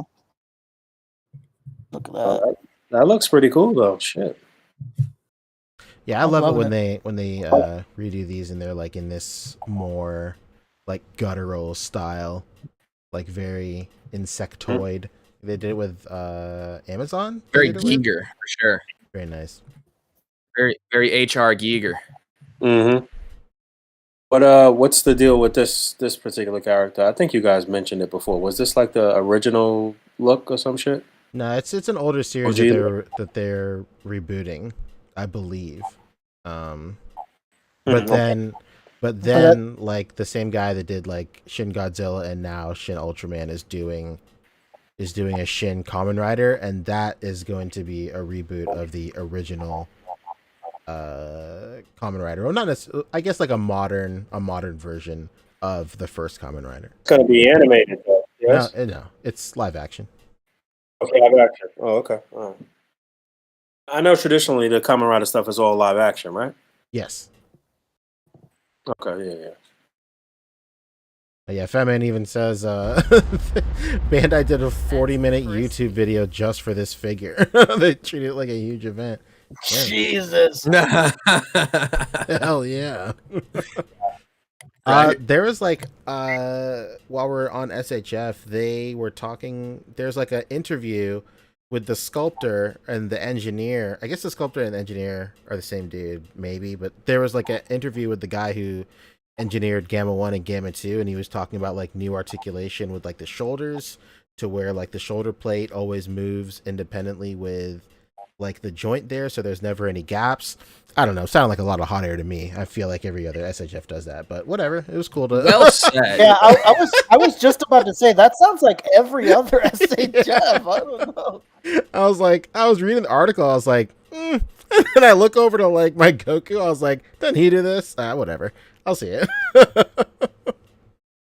Go off. You know, I can understand it. Go on. Do what you need to do. All right. There was no other SHF news? No, it's pretty slim this week. No, the only other news was Revoltech Endeavor. Yes. There was a few pre-orders up on BBTS. That was one of them. The other one was Iron Man. Yeah, reissue Iron Man. Very nice. Yeah, reissue. Yes, Iron Man. Then they had the vintage Darth Vader, and we already talked about Homegirl's figure. Whoa, what about the Zoids? There They're it doing is. Zoids, yeah. Oh yeah, that was the announcement. The Bandai Takara Tomy. Oh, was it? That was it? Yep. That was the Goten announcement, Liger yeah. Zero. Yeah. A Liger, baby. I was pretty into Zoids. I had a cousin who was really into it, so he got me a little bit into it. And yeah, they're cool. Yeah, my sister never shuts the fuck I up remember about Zoids. So. Oh, really? This is a Zoids household. Shout out to I'm guessing Brandy, this I is know like you really highly. I'm guessing this is really like highly articulated. Yeah, Yeah, and it's Solo gonna be Chick. highly expensive. Solo Chogokin like always shows out. This thing is gonna be Got you. 350 easy, no question. Oh, for sure. I could see that. Yep. All right. What we talking about in terms of shows? What's going on with the shows? I saw Lightyear last Well, night. first of all, As in Buzz? What'd before you think? get into that, how was? Did you watch the full bootleg of the DBZ movie? Did we talk about that last shit. week? We didn't watch about. We didn't talk Oh about yeah, it you at all. streamed it, dude, didn't you? Yeah, I streamed it in the Discord. Legally obtained copy, of course. But yeah, Of course, yeah. It leaked last only week. for at-home viewing. Sure.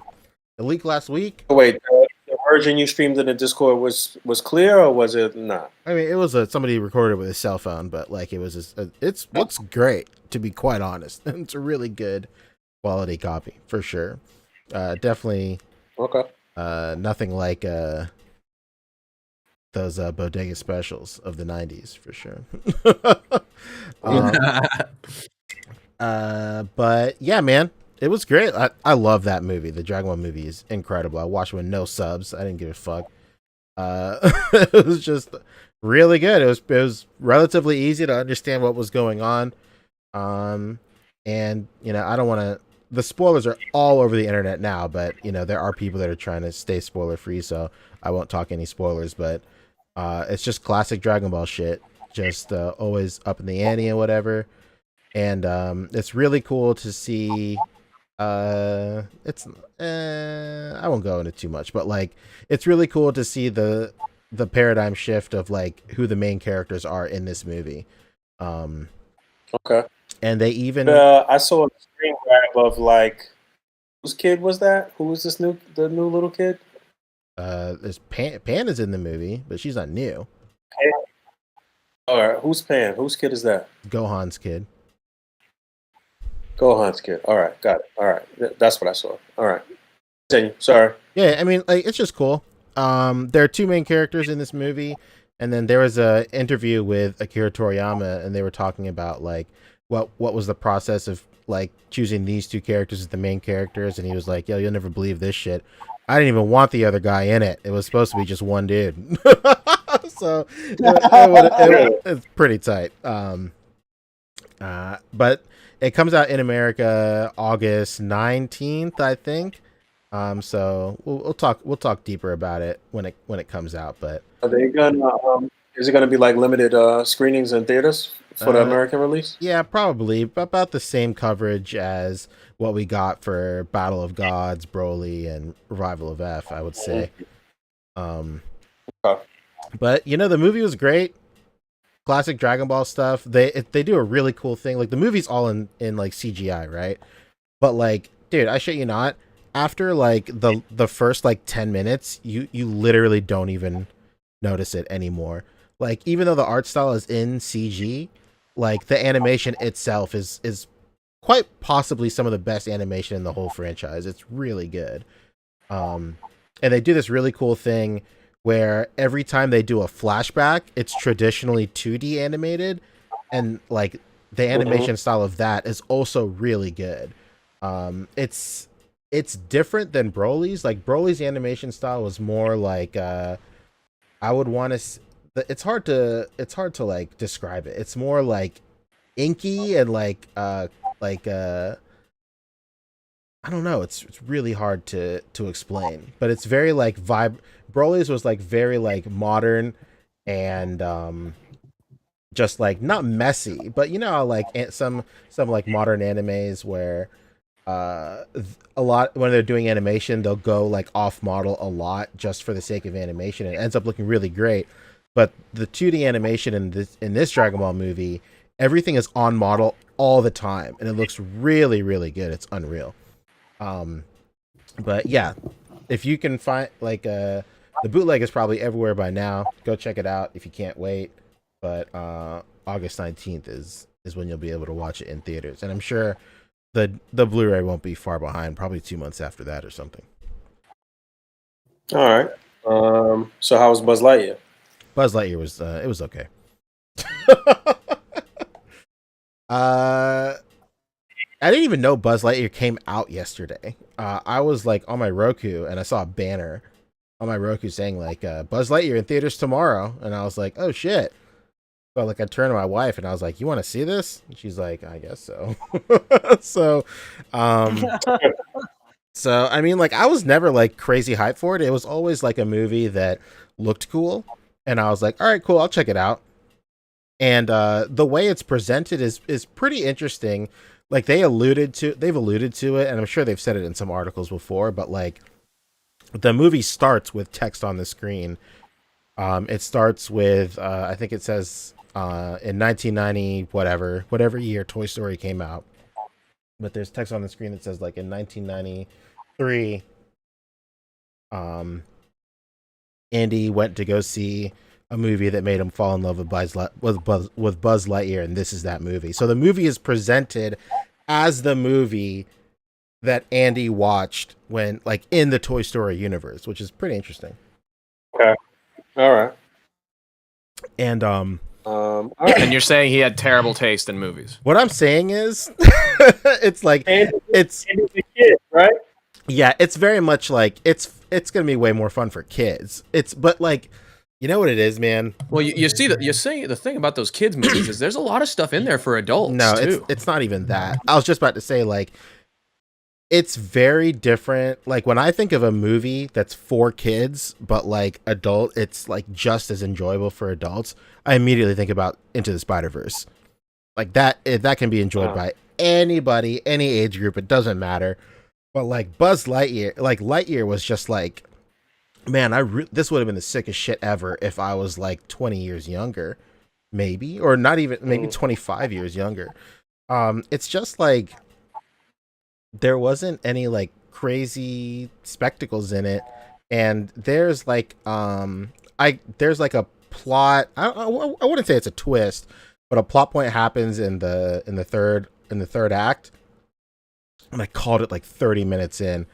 Like I turned to my wife, I was like, man, what if this is this?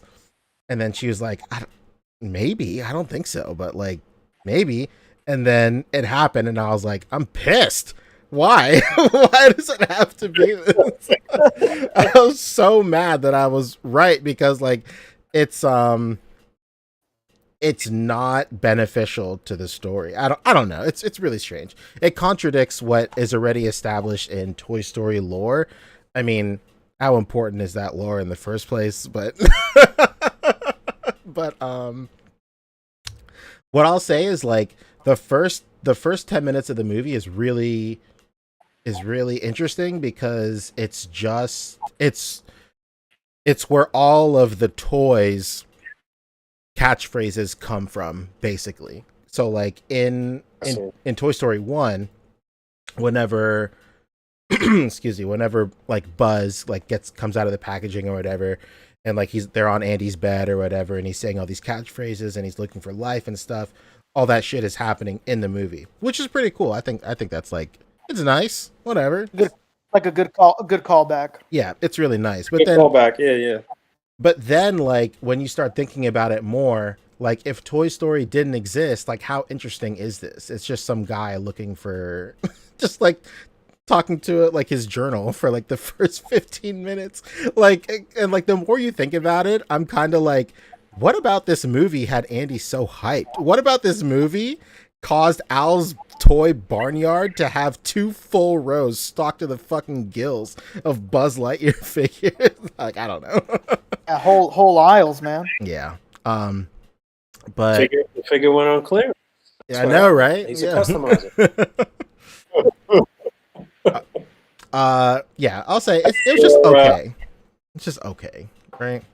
Saw a little backlash or a little controversy. Was there like some gay or lesbian couple or something in the movie? Yeah, bro, if you got a problem with that, touch fucking grass, please. I can't even imagine. Like, it's just, I don't know. Like, Buzz's. Whoa! That's the entire sub-Saharan Saudi Arabia country you're talking about right there. There was, Buzz's. You can't physically touch grass. Buzz's, Star Command partner. She's like, she gets married to a woman and starts a family with a woman. You know, big fucking deal. Like, who cares, dude? It's presented in the movie so naturally. Like, it's just somebody starting a family. Who cares? you know that Disney is the empire that conspiracy theorists love to hate, and you know how that whole shit goes. So yeah, absolutely. I'm not surprised in the slightest. Typical woke Disney. Yeah, basically. Honestly. Yeah, I'm not surprised in the slightest that people had an issue with it, but like, but again, like, I just don't. Whatever, dude. It's whatever. It's not that I have a problem with it. I just don't want it in my children's cartoons. I mean, you know, none of us on this podcast are we're all pretty progressive, liberal motherfuckers here. So, but we are also honest. So, do you think that it was like forced in a way, or it was real natural and subtle? No, like, they're absolutely not forced in any way, shape, or form. Like, it's literally like it is as it's presented just normally. Like, she's just in a relationship. That's it. And she never at one point. Now they're just normalizing it. Oh, Yeah. come on. It's never a situation where she's like, oh yeah, I met someone and she's a woman. Like, it's never like that. It's like she talks about like, hey, I met someone, this is my family. If we weren't on this planet, then I never would have met my wife. I never would have had this great life. Whatever. It's just normal shit. I don't get it. I will say that or some oh, go ahead. No, go ahead. Mine is a little longer. Yeah.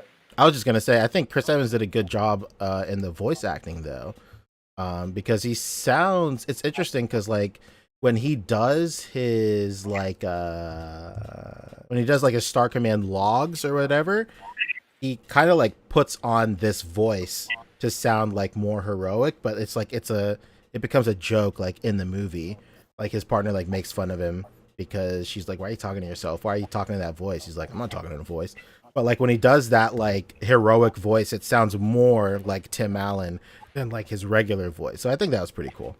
But I think in universe it makes sense too, because you know when the voice of the toy, or you know when the toys have voices, they aren't necessarily voice lines by the actor. They just get a sound alike or whatever. So I could buy that in universe, Tim Allen doing the voice of the toy of Buzz Lightyear is like a sound alike for Chris Evans' real voice. Yeah, I can see that too. It's just layers deep, but you know. What were we gonna say, Boog? I was gonna say that in contrast, something that did seem a little ham-handed and a little wild. I saw a story this past week on an ad that Postmates did for Pride Month or whatever, and they were like, "Oh man." Wait. It was wild. They were like promoting foods that were like good for like easy digestion for like for butt sex, basically.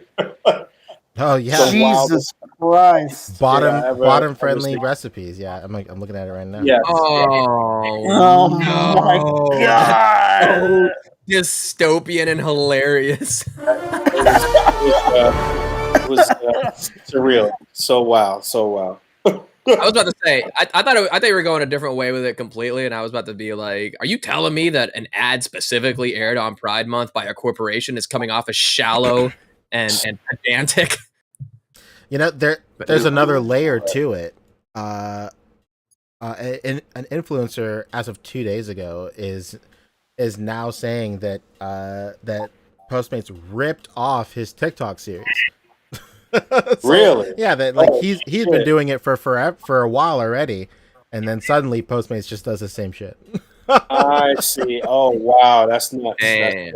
That's crazy. That's That's crazy. Cut awesome. that damn fucking check. What are they doing? That's wild. Can you imagine like In true corporation fashion. Look exactly. Hey, let's do something for Pride Month. What's the first thing we should do? Well, let's rip somebody off. How about that? That sounds like a great idea. You know what we should do? We should rip off a member of that same community. Yeah. What do you think? They'll love it. Let's do it. Well, listen, I just binge watched the entire new season of Love Victor, so I consider myself an ally, and I need to see this commercial to determine for myself. Find it, man. Find it. It's wild. I think I don't know that it was an actual commercial. I think it was just like a radio kind of spot thing or something. I'm not 100% sure because I heard it, you know. And again, I heard it secondhand because this sort of like progressive commentator dude that I watch sometime was talking about it. He's gay, I'm pretty sure. The Humanist Report, you ever fuck with him? Yeah. I forget his actual name or whatever. All right. Yeah. Right. It's called the bottom friendly menu. Yeah. Yes. I'm reading it right now. That's the worst thing I've ever heard. That's Wait, fucking wait, hang on. Restaurants on the list include Prince Street Pizza. That's my favorite pizza place here in town. It's good gut health, baby. I'm saying, man. I've been an ally way before it was cool. I eat Prince Street Pizza. I listen to Judas Priest and I idolize Rob Halford. I've been with it from the beginning, you guys. Right. Yeah. All right. This is okay. I want to see about this top friendly menu though. Now we're talking. Just Is it jinxing nothing but, jinxing pills from your local gas station. That's all it is. and everything is pineapple flavored. Oh, truly. You can eat anything with a hornet on the box. I need a power bottom friendly menu as well. Oh, double shot of Hennessy with fruit in it and a Viagra. That's it. that's the only menu that Like how it feels to chew 5 gum, but you've got blue teeth after crushing up one of these pills. Jesus Christ. All right. That was our alternative segment. Yeah. Yeah. We really went somewhere from Buzz Lightyear. But to be fair, we're only having this conversation because it's June. Come July 1st, we will never talk about stuff like this again until next year. As like a proper American corporation, right, Boog? Actually, we might have to change the title of this episode so we could get in the algorithm. Yeah, can we call this bottom friendly topics? The bottom friendly podcast. You what? Okay, so when you look it up, it says like, yeah, it's about the bottom friendly thing, but it's also what you're saying, like other articles criticizing it, saying like this would be cool if they didn't rip off this TikTok person. Yeah, apparently it's like very like ham-fisted and it's full of like outdated cliches and shit like that too. I was just reading up on it as well. You know, that's just what you get when you get corporations just trying to be cool. Gotta hit them with that silent brand. Let's go. Silence brand. Halloween is cool. Look, they've been doing that shit with hip hop for the past 15 years and shit. That's true. Oh. Same shit. All right, what else did we see? We talking Obi-Wan at all? I'm not caught up on that shit at all. The We last could do everything first except for Obi-Wan. Yeah. Let's talk a little Ms. Marvel because it Yeah, continues to be pretty man. Miss Marvel was great. I mean, That shit is so good. how many episodes of Miss Marvel has it been so far? Just 2, right? Yeah. 3. This is 2, yeah. Oh, this is 2. What are you watching? Sorry. I'm in the future, baby. In the future. Yeah, he's watching the porno with this girl. Oh my god. Yeah, this show's so good. Wow, so good. Yeah, I like it a lot, man. I love the culture. You know, it's so different. It's good, man. It's really good. I like it because of that mostly, honestly. Same kind of thing. It's just being depicted as like straight. Like this is just what you need to know to learn about who this family is, and that's it. Like it's not shoehorned or like ham-fisted or anything like that. Yeah, it's not pandering. Not at all. I mean, unless you believe that any depiction of it is shoehorning or pandering, you know. Well, clearly, I live in South Carolina. Entirely. I'm a South Carolinian, of course. I think like that. Yeah. And yet, you know, I guess the comparison I've seen that it's no more a part of her character. I mean, it is a part of her character, but no more is it depicted than Daredevil being like super Catholic, or you know, Oscar Isaac as Moon Knight being Jewish. You know, it's just part of the character. Like, who cares? Yeah, it's just a part of their lives. It's not like they're like pushing Muslim values on you the whole show. If anything, the characters themselves are kind of pushing back on like the overly traditional aspects of the culture. Yeah. You know? Well, I mean, that is a huge thing for what would you call that? Second generation kids or whatever. First generation. First generation. Sorry. So yeah, that's always a thing. You know what's funny is I was talking to one of my coworkers at IBM who comes from a traditional sort of. I think she's Pakistani too, actually, if I'm not mistaken, but Muslim family, and we were laughing about how her parents were trying to, get her sister married, and her sister was like, I'm not trying to do that right now, and moved out and got her own apartment, and her parents were like really mad with her, and like, just that type of back and forth with, with parents that, come to America, but still trying to keep up with their traditions and shit. So, yeah, I thought that was done really well in this, especially from the perspective of a teenager too. I thought it was really good. Yeah, it was crazy. I have this friend who's like a lot of younger generation is very honest. He's a bit younger than me, and she's like, yeah, I've never had a girlfriend or anything like that, and I was just kind of talking with him for a little bit, and he was like, yeah, because, eventually I'm sure that I'll just get an arranged marriage with somebody in Korea. And I was like, what? It'd be like that. Like, why are That's you? why. Yeah, like, damn, man. Like, he was just like, yeah, like, why would I even try now? Like, I'm just going to Must be nice. Anyway. Have a nice little thing to fall back on like that. The rest of us got to try. Could you imagine putting effort when I could just go to Korea and get arranged? That's how my dad was when I was like really young. He was like very into like the arranged marriage thing. No way. And then I was like, you know what? Maybe not.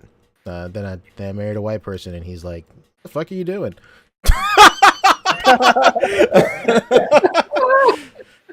It's crazy, dude. God. Like the very cliche Indian stereotype is like, you fuck with this white person, you'll end up dead. Well, we're gonna find you dead in a gutter, face down, within the week. I mean, it's been 5 fucking years, Dad. I don't know what to tell you. Love you. I'm alive, baby. It's been more than a week. Could you imagine that? Oh man, it's funny. My friend from New York, his best friend is Indian, and this was years ago. He told me that story, and he was like, yeah, he married a white woman too. And then his dad was like super mad. I was like, did he say that he was going to be face first in a gutter? And he goes, exactly. Very crazy Indian stereotype. So. Oh my god. Oh my god. Incredible. But yeah, man, that's what I really like about the show is like it's very unapologetically like Pakistani and Muslim, but also it walks that fine line of not being like you said, like ham-fisted, force-fed, or anything like that. This is just them. Like, that's it. This is just who they are. And they're not trying to be preachy or weird or anything like that. It's just, it is what it is. And I like the little training montage we've got of her on the rooftop. You know, that very like Marvel-y thing where, you know, you used to have Ben Affleck doing push-ups on a rooftop. You know, Yeah, or who could forget him training at a at a public school park? With That's right. Electra. Nothing better.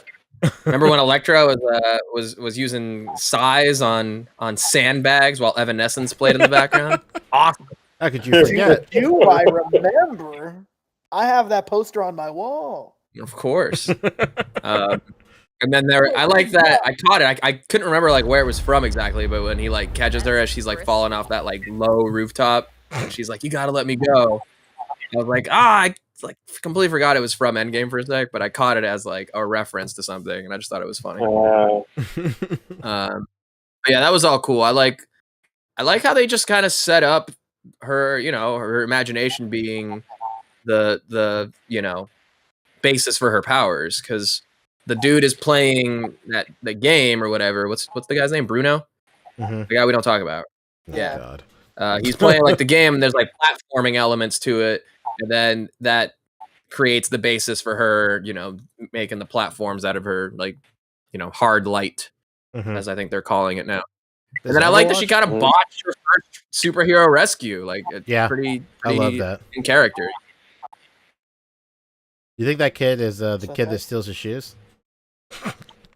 I hope it is. That's the first thing I noticed, because they did a close-up shot on his shoes. Looked like this chick's shoes. The one at the rooftop? Yeah. Kid that almost wearing her shoes? I don't know. I could just be reading into it too much. Oh. But like maybe. They hung on a shot of his shoes, and I was like, this guy's a thief. I hope it was. I really do. That'd be interesting, because now he broke his ankle or whatever. Exactly. Doing that. Poetic he can only justice. wear one shoe. That's it. Yeah. Oh my God! It's Nightlight. Nightlight, yeah. How many episodes of Miss Marvel's is supposed to be? 6? Yeah. I think it's 6. Yeah. Yeah. You know, I was talking with again. It's like a broken record. I was talking with David the other day. It's so strange that of all the series that's coming out, She-Hulk is getting 9. Wow. So, Got to fit in all those Frogman episodes. Yeah, man. Story to tell, brother. Something's going down in She-Hulk for it to be 9 episodes of all these series. Interesting. It'll be a pivotal one, like Loki. Something big might be happening in there. It might be, and you know, speaking of pivotal moments in Disney Plus, they just announced today that the last episode of Obi-Wan is 1 hour and 33 minutes. Whoa, it's a movie. Whoa! So that's gonna be good. Great show. A great show. I didn't see anything in Obi-Wan after the first Vader episode. I don't know if Vader showed up again, but when Vader tried to set Obi-Wan on fire and shit, I didn't see anything after that. I don't even know how many episodes it's been after that. 2, I think. 2 episodes since then. 2 episodes since. You should watch it. Yeah, it's a really good show. Okay. It's fantastic. I'll watch it tonight after the show. Yeah, and The Boys is fantastic as well. Yeah, The Boys has been very entertaining. You guys want to get into The Boys? Yeah, we'll get into those boys. All right, that's our Pride Month reference. There it is. There's The Boys. Yeah, I love The Boys. I added a soundbite to the soundboard of the fish from SpongeBob screaming, "You what?" And I've been abusing that button all show long. Just want to let you guys know. Oh yeah. You what? We need a spring sound effect, a boing. That's something it. like Well, that. we got it. I got it. Boing, right here. No, you guys can't hear it. One day. I believe you. Yeah, this show is so good. I'm not gonna lie to you. When this season first started, I was like, man, I really like it. It was a really good first episode, but I thought to myself, like, man, I hate that Homelander's gonna be so easily caged this season. I thought to myself, like, no, that's kind of boring. Like, I really wish that he wasn't so caged up. And sure fucking enough, No, he's worse than ever. Yeah, he's worse than he was before. Yeah, just such Pretty a much. good show. He's like one of the greatest villains of all time. Question. So good. I mean, I'm sure you guys recognize like all, excuse me, all of these references in this show, like to like modern day characters and situations, and it's all Oh, like you can it's, say it. The dude is straight up Trump this season. yeah, basically he is Trump. It's Oh yeah. so wow. His whole like he says wild shit that's like purposely like offensive or threatening, and then he's like, "Come on, I'm just kidding." Like right after. No. Yeah. Uh, I'm just messing with you. Just the Right, way right. that people like are sucking up to him and like that type of shit.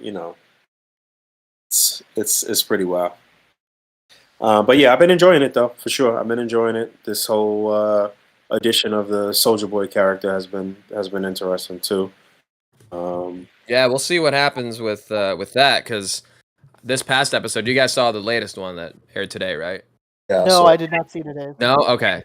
I watched it earlier today, actually. Yeah, Because I think there's the scene where I mean there's two scenes that like mirror each other, and it might hint to whether their plan is going to work or not. Mhm. And I think that was really well done. I don't want to spoil it for Rick, but yeah, I mean you'll catch it right away. You haven't watched this shit at all, have you? Absolutely not. Poncho. Oh, Pon, come on, man. Poncho. Are you afraid? Are you Do you are you scared? maybe fear satire? Are you trying to tell me that you're not into The Boys? I will neither confirm nor deny that statement directly. I just have not watched the show The Boys. I don't know. At all. I just think it's too late. I don't know. It's not too late for me, but like I don't know. Not too late Not too enough. late. I just missed it.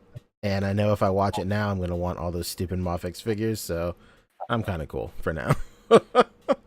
I think we need your insight onto this show. I think it's Okay. invaluable that we get your informed opinion on it. So Watch a few of the. you've got 2.5 seasons to watch. Yeah, for sure. Watch the first episode and see how you feel after the very Well, first episode. So it's not even that I don't like it. I know I'll like it. I just know it'll just become my personality. Not really, but Yeah. I just think No, I understand that. That's the main reason I watch TV shows. Yeah, it's really I good. go to, like when I finish, I'm on like my third watch of the Sopranos, and I just love recapping the events of that show as if I'm talking about things that happened in my family. Oh, you'll never guess what my cousin Christopher Moltisanti did this week. He started up this crazy Webistics business with his two little homeboys. Fucking Webistics. It's called Pride Month tea. All the corporations pretend to care about the gay people, and then they make money. You should try it. Webistics. Yeah. Yeah, really, Webistics really is one of good the show. funniest things in that whole show. Really good show. It deviates a lot from the comics, but my best friend has been obsessed with The Boys since we were in high school, and he told me that I mean, I trust him with pretty much anything, and he told me that all the changes that were made were for the better. So, yeah, I really like the show, 100%. So Yeah. good. I think it is deviating quite a bit just from like what I've seen and like in recap videos. They like talk about different things or whatever that happened in the comics versus what's happening now. So it's supposed to be that the next episode coming up is like titled after one of like the more like shocking issues or things that happened in the original comics. So there's like that speculation as to like how close it'll stay to that or how much it'll veer. What's that? No, I was about to say, from what I understand, the comic books are like really out there, and it's actually toned down a bit for the show. At least not. Yeah.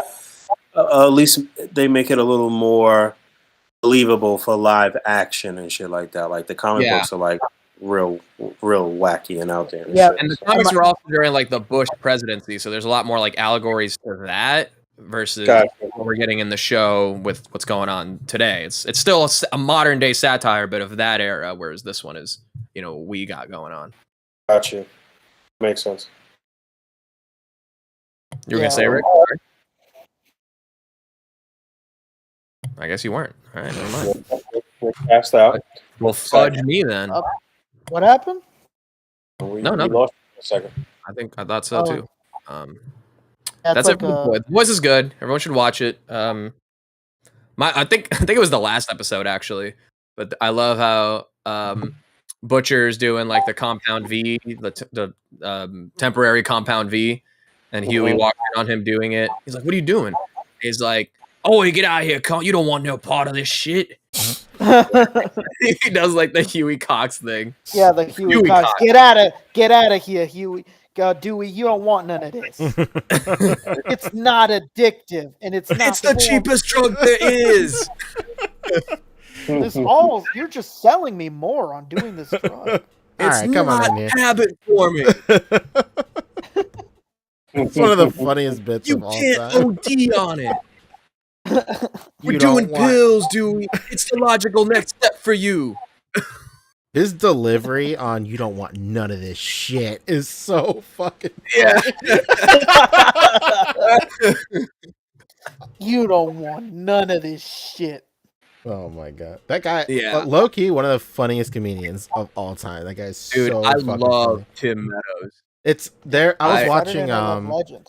I was watching the commentary for The Office, and it was during the episode where he meets with like Michael and Jan at the Chili's. Yeah, they're talking. They're talking about like the scene where they all meet up in the lobby, and then he was like, I was wondering what would my character be doing when I was sitting in the lobby waiting for this meeting, and I just decided to just stare straight ahead until somebody acknowledged me.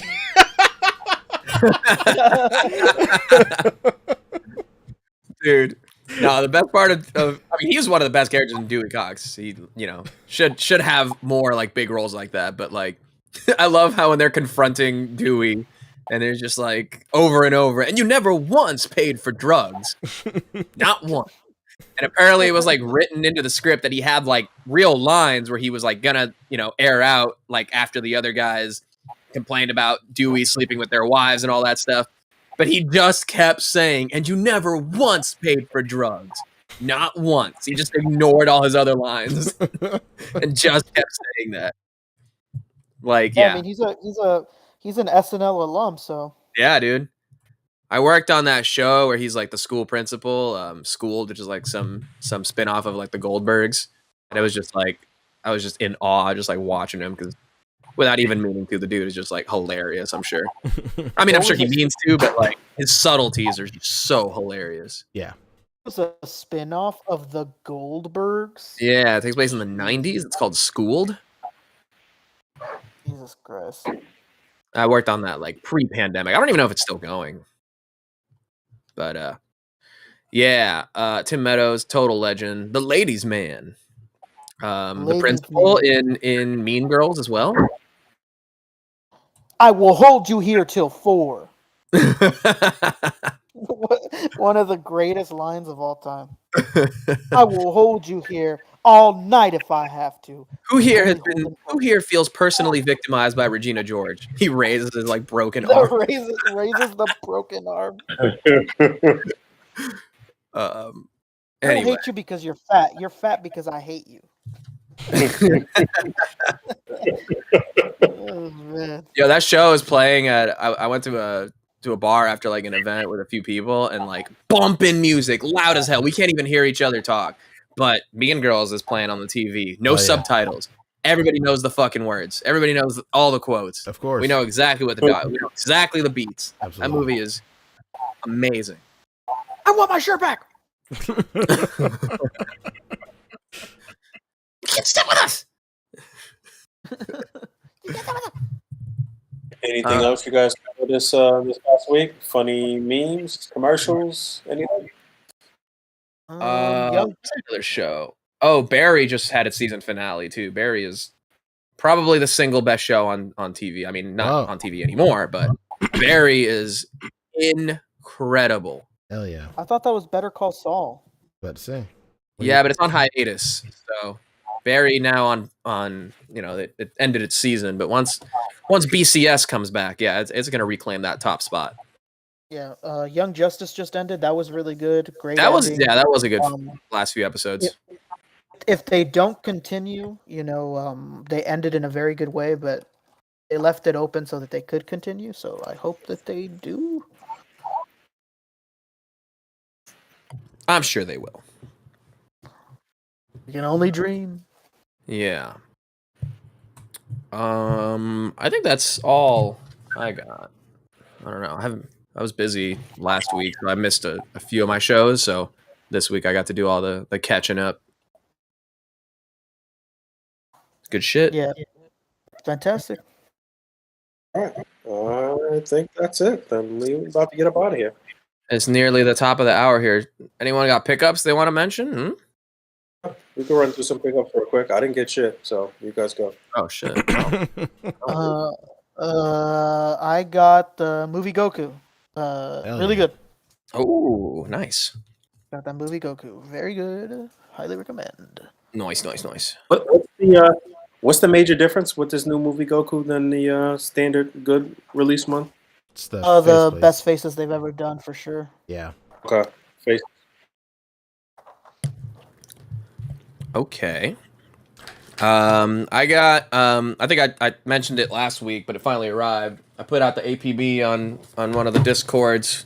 I got another Krieg set. Ooh. Let's go. ooh. Krieg. I only need Okay. 2 more and 1 Murder Hornet, and we'll be good. We'll be very good. So thank you, Brandimo, who I think is also on the ACBA Discord. Thank you, Brandimo. I also got the black and white Dread. Whoa. Plugging up some Whoa. black and white New York Comic Con exclusive Dread. How many pesos that set you back, huh? Less than the Krieg set, actually.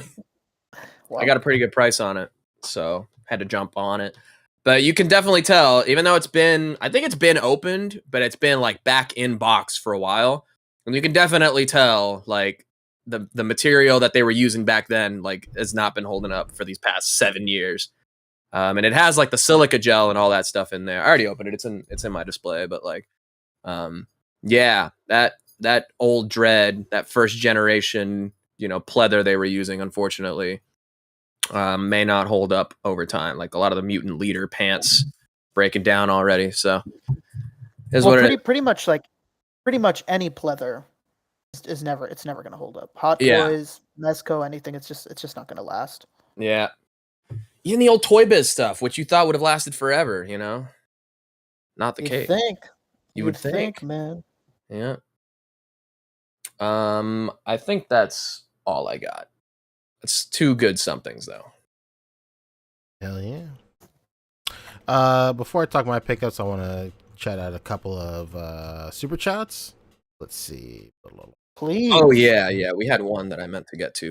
Oh, we didn't talk Obi-Wan. Boog hasn't seen it, but yeah. Bub Eggs hit us with 20. We're Thank you loving so it. much. Hell yeah. BXTR Works hit us with 10 as well. XTR, baby. Couple of brother. regs. Couple That's of it. regulars. thank you, dude. Let's Oh, big man. What a guy. the man, the myth. Fat Man hit us with 10.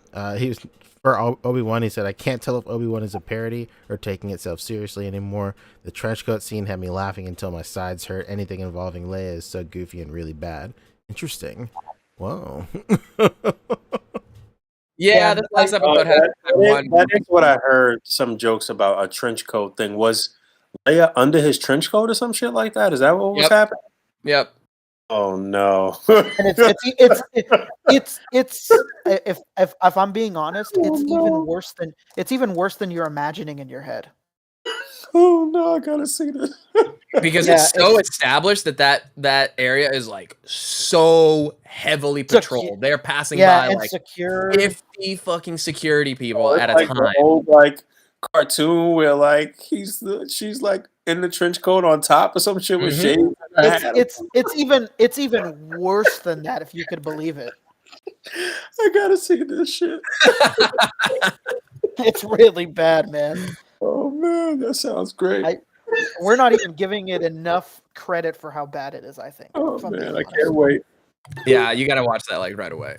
And then there's that, and yeah, there was one scene this last episode where like Leia's like messing with some wires, and her droid is just like there, and she like doesn't see it, even though it's the only light source in an otherwise dark area, and then she's all like surprised by. I don't know. That's some goofy stuff for sure.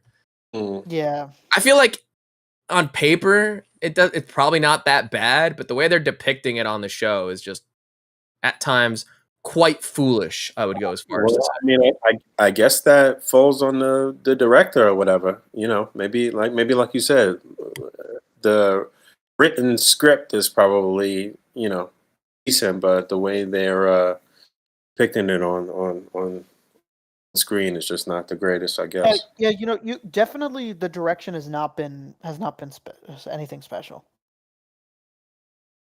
At least I don't think, if I'm being honest with you. And then they did a little bit of that de-aging stuff on this last episode too, and it was just a little not great for the time period it's supposed to be portraying. So, and I get why it was like at that point, but it wasn't. I don't know. They could have deep faked something. I don't know. I was saying in the Discord earlier this week that I'm so glad that I care so little about this franchise. Otherwise, I'd be hella mad. Or I don't even Dude, know. that would be so nice because it's my entire identity. Yeah, I'm not super invested in Star Wars shit like that either. So when something comes along that's really good, then I get to enjoy it that much more. Yes. Yes, sir. Yeah, that makes sense. It's almost like you should just enjoy it as media instead of as the entire basis of your being. Right. And Well, that can't work. I think you're taking things a little too far. Not care so much when it's bad. I don't know. Well, Fabio, if it's bad, then it erases all the good stuff. Stuff doesn't exist anymore. Stuff. I did forget that. So, man, to this day, Rogue One of the best. We're super surprised by that Vader scene. I was enjoying the movie. I thought it was a good sort of like space war flick. Before that, that Vader scene, one of the best on-screen Vader scenes we ever seen. If not the best, you know what I'm saying, to this day. So I will say they've done a really good job with Vader on Obi-Wan. Okay. Yeah, Like he is far and away the best part of the show. Yeah, Not for even close. sure. Not like even this close. last episode in particular, yeah. All Like, right. Yeah, you should really just call the show Anakin Skywalker or Vader. So or the he Dark really- Times, or whatever the toy is called. yeah, he really steals the show. Okay. It's not even close. And apparently, it is James Earl Jones doing his voice, but I don't know if he I don't think he recorded new lines for it. I think they did whatever they did with Luke to like modulate the voice for it, but you get away with it more because his voice is already like super modulated. It's already modulated, yeah. Yeah, You because know James Earl what, Jones recorded the entire Bible.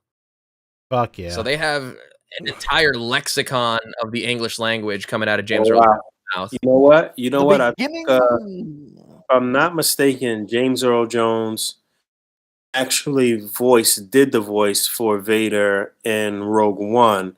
But it wasn't. It's not his glorious days. He's up there in age and shit like that. So I guess they went the more digital route for the show or whatever with shit that they already had recorded. So that makes sense. Yeah, because he's so good in the show. Yeah.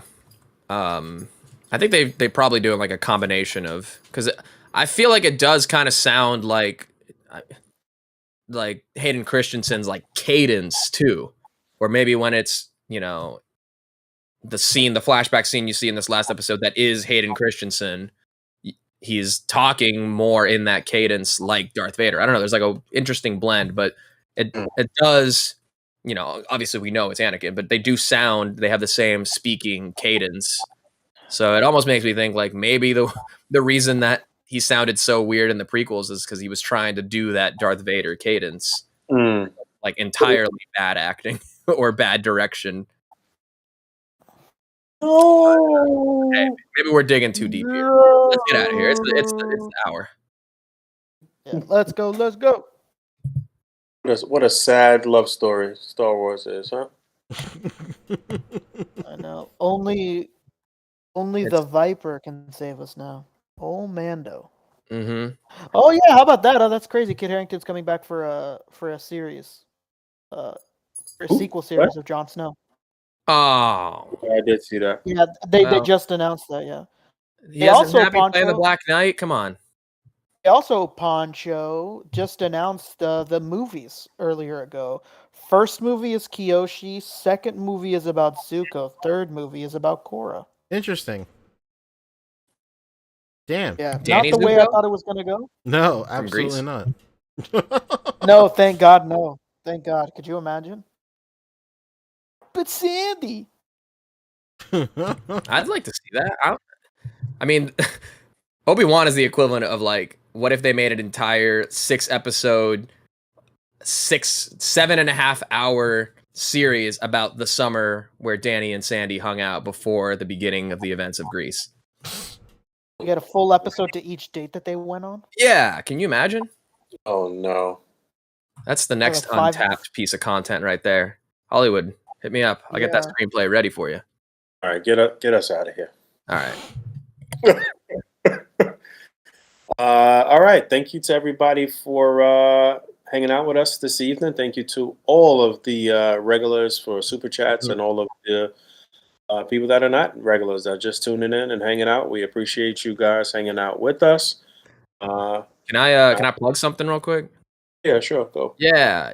Well, it's me. It's Fobster. We're we're gearing up to return to Mezco Mondays. So these next 2 Mondays, I will have a couple of new videos coming out, one each Monday, leading up to the following Monday after that will be the season 2 premiere of Fobster Live on my YouTube channel at Fobster, youtube.com/Fobster360. Go subscribe. Make sure you're amongst the live premieres these next couple Mondays. Literally in 3 days, this coming Monday will be a top 10 video. And the Monday after that will be my collection update.